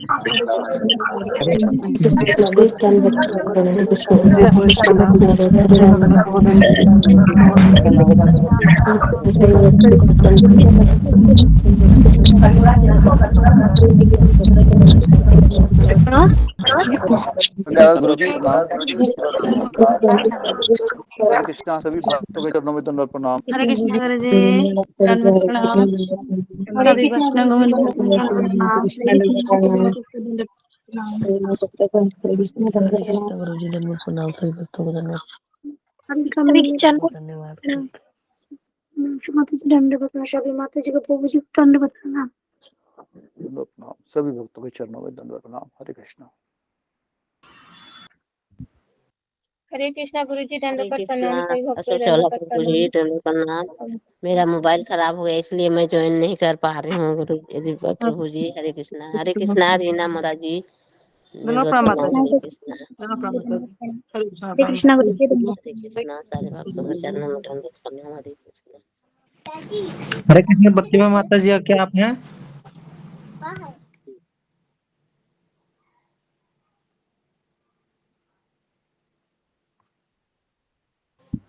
हरे कृष्णा। आप लोग का आवाज नहीं आ पा रहा है मेरा उधर से, इसीलिए मैं नहीं ज्वाइन कर पा रही। माता जी आपको मोबाइल बनवाना पड़ेगा, आपका स्पीकर दब गया होगा हमको लग रहा है। अभी बनवाना होगा प्रभु जी, नहीं आवाज आ रहा है मेरा। स्पीकर आपका दब गया होगा, इसीलिए ऐसा हो रहा होगा, या वहां पे गंदा जम गया होगा इसलिए आवाज नहीं आ रहा होगा।